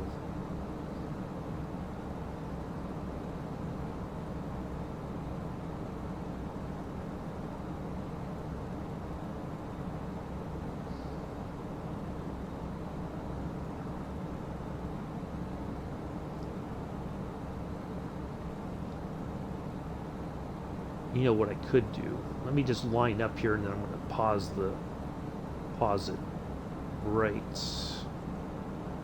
Okay, let me just pause it and we'll wait for the ads to get done.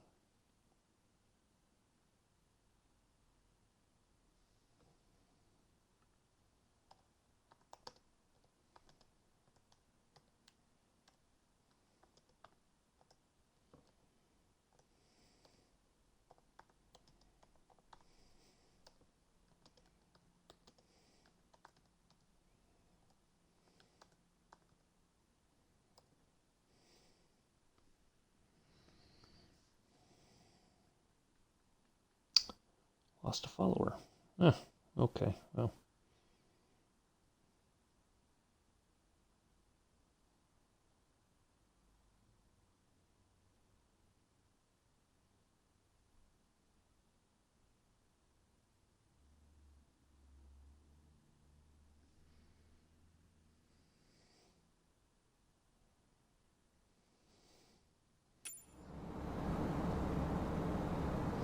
All right, thanks, Sergeant Staff. You know what's weird? So, for most of the flight today, I had 175 followers, and all of a sudden now I have 174. Now I don't know if somebody's just like fussing with just being a little bit fussy with the numbers, or they're like, oh, I follow, then I unfollow. You know, I don't understand. If you want to follow, follow. If you don't want to, then don't keep doing this back and forth thing, please. That's not cool.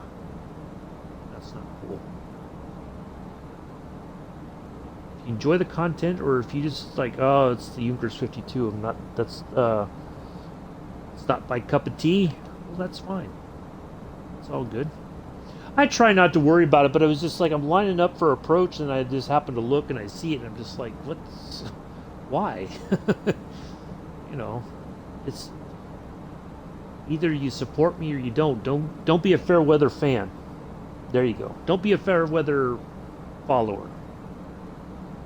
Yeah, there. That's the best I can say. Don't be a fair weather follower.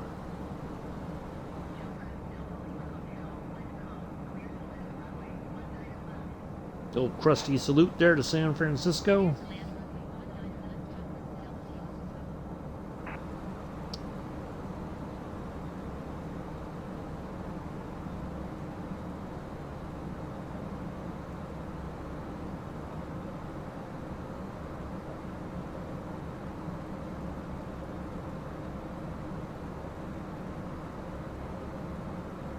Alright, so we definitely got to drop some altitude here.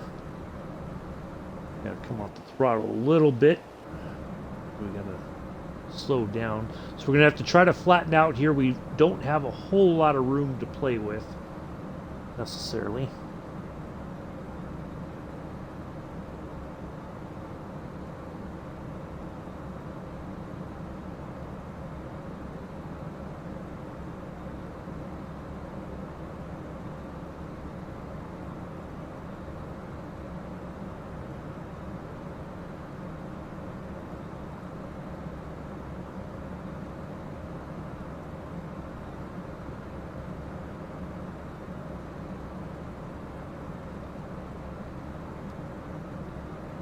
See, now this thing just wants to get all...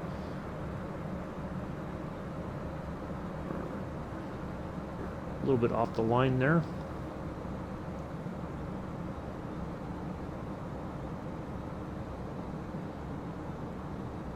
There we go. Alright, let me focus on landing. We'll get back to the chat here in just a moment, folks.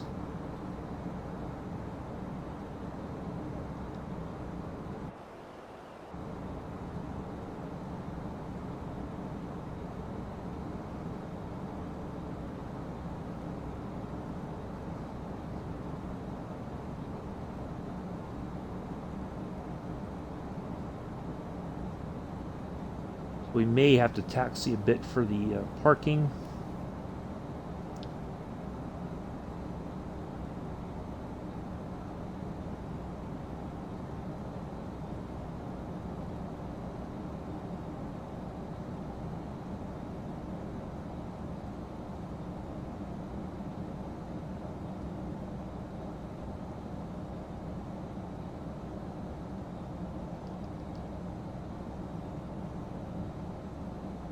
Look at that. 2 whites and 2 reds. Oh, I love it. We're coming in just at the right angle. I love it.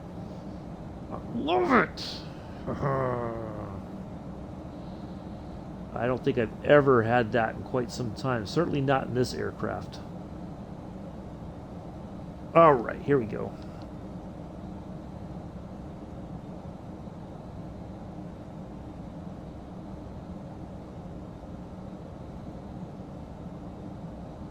Plenty of runway here.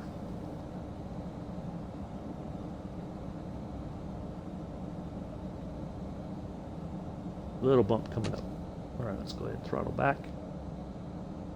Little bump, little bump. Here it comes.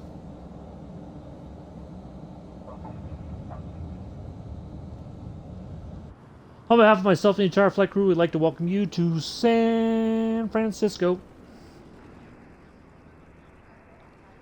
Local time is 8:17 in the morning. We understand and appreciate that we have fair weather fans. Ooh, a few more.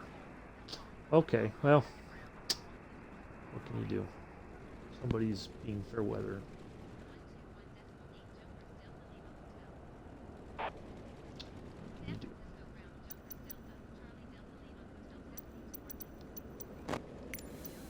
Anyway, we appreciate the fact that, oh, wow.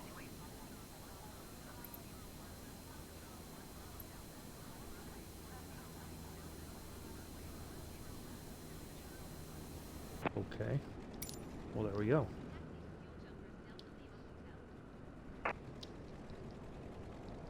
Taxi to fuel.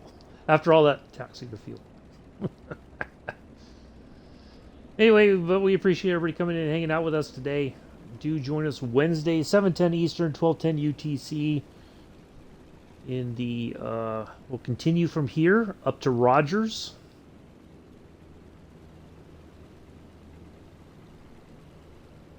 Oh. We'll continue on to there. We'll see what we can do about the weather. We may do a bit of snow up in the northern part there. I have to think about or figure out how to do all that. So,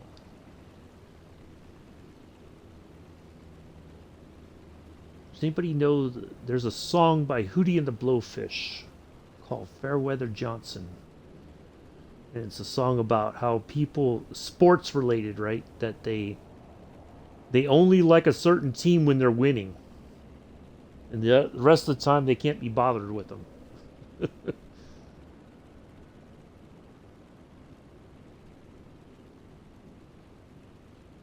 At the end, they go, "Fair weather Johnson.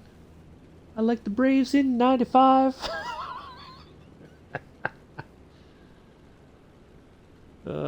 Talk about the Atlanta Braves when they were. I think '95 was the year they went to the World Series, something like that, or they were in the playoffs or something. I think they went to the World Series.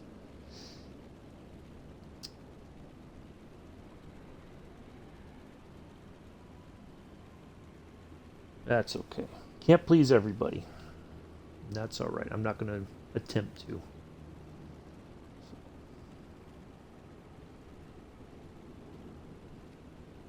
I've tried that before, and it didn't go very well for me. So, all right, there we are. I'm going to cross over these two runways here, and then somewhere over there is our fuel point.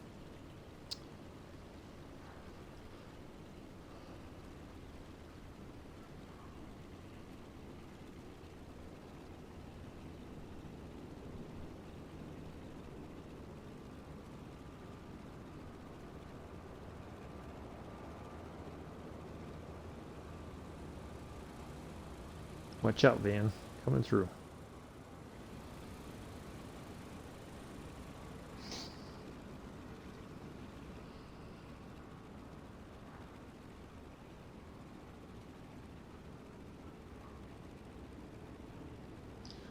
I will say this. If you're expecting me to do what you want me to do, you're going to be sorely disappointed. Just leave it at that.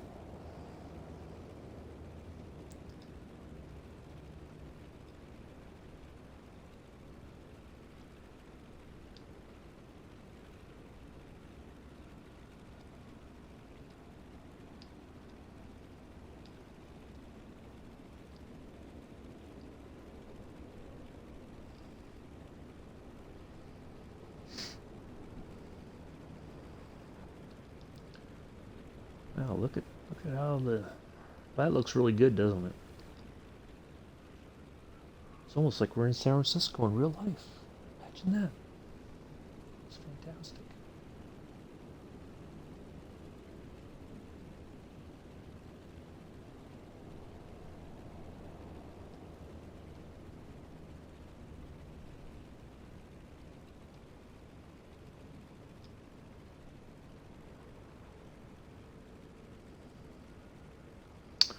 Everybody is welcome here. I, wherever you come from in the world, whatever the case may be, everybody is welcome. I want you to.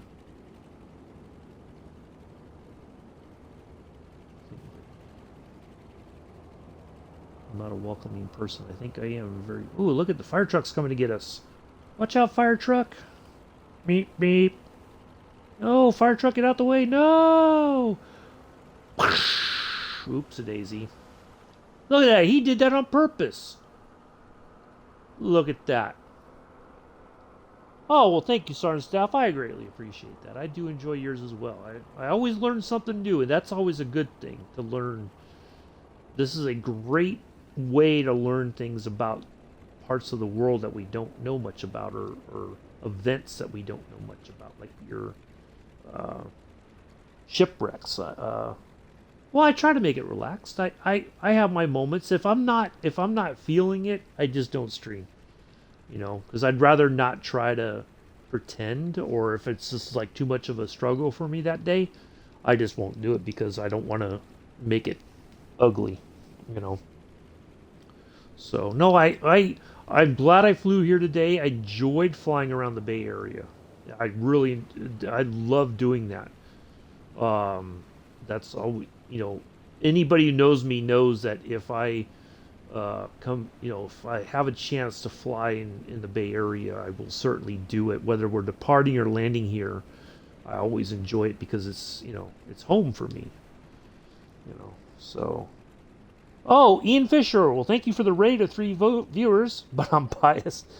Yeah, I'm really. Oh, you're. Yeah, with your thing. Yeah, I'm looking forward to that too, Sergeant Staff. I think that's going to be a lot of fun. The amount of work you did.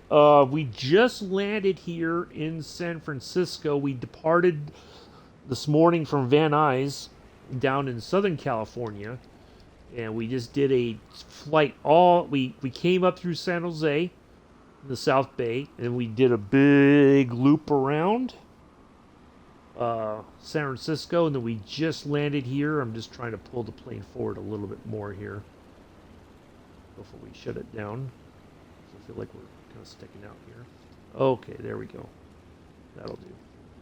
All right, let's go ahead and shut things down. Get our lights off here. So yeah, we're just getting ready to end the stream here. But we will be back on Monday, or not Monday, Wednesday. Today's Monday. See, my days are all goofed up here. We're going to be in the Yonkers 52. We're going to be departing from San Francisco. We're going up to Lake Elsinore, Chester. There's an airport, Rogers Airfield. We're going to land there, so we're gonna try to have a little bit of snow. Now let me, while we're here, before we end, if I put on the snow, I just put snow right. Where was it? Just snow. Would it be here as well, or would it be? I might have to, see if I put snow. Yeah, see, it shows it here in the Bay Area, and that's not very realistic. So, yeah, that's not legit. So we're going to try to have some snow here on the flight on Wednesday. We're going to go up into Northern California, and we'll do that. We'll put some snow on the ground once we're clear out of the Bay Area. But normally I fly with just a few clouds. Yeah, we'll do that. Let's see here. Let's go ahead and turn off our battery. There's one. There's two. All right. There we are. But yeah, Mondays and Wednesdays I fly the Yonkers 52. We're doing a tour across America. We're on the West Coast now, so from here on we're going to head up. Next couple flights we're going to get all the way up into Seattle, and then we're going to zigzag our way across America and end back up at we'll go all the way up the East Coast and then come back down, and we're going to end back up at JFK where we started from. So we still got lots of flying to do in the Yonkers 52. Thursdays we're doing the tour of Route 66, and we'll do that this Thursday, our next leg. And then Friday we'll be in the Twin Beach. We're going to be down in Venezuela. We're going to take off and land in Venezuela there. We're going to start our tour of South America and the Twin Beach. So that's what we got coming up this week.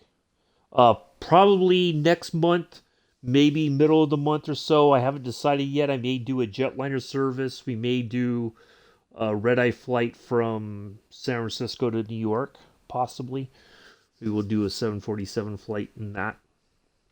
That should be fun. I haven't decided yet, though. We'll see. But haven't done that in quite a while. So if you want to follow and keep up to what we're doing, you're more than welcome to. I do have a Discord. If you want this, it's not a chatty Discord, but if you want to keep up to date with what I'm doing, usually on Sundays or sometime over the weekend, I will post the schedule for the week. And if I have to cancel a scheduled stream, I'll put that in there that the flight's canceled for the day or the stream's canceled. So, yeah. But we try to fly 4 days a week. Was 7, but I scaled it back to 4. It's a little bit easier for me to manage. So yeah, that's what we got going on. So yeah, that will wrap everything. Oh, let me put my stuff in FS Hub here real quick before I forget.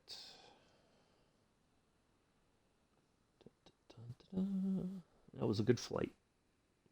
3 hours and 50 minutes. Now that was certainly probably round about what was expected.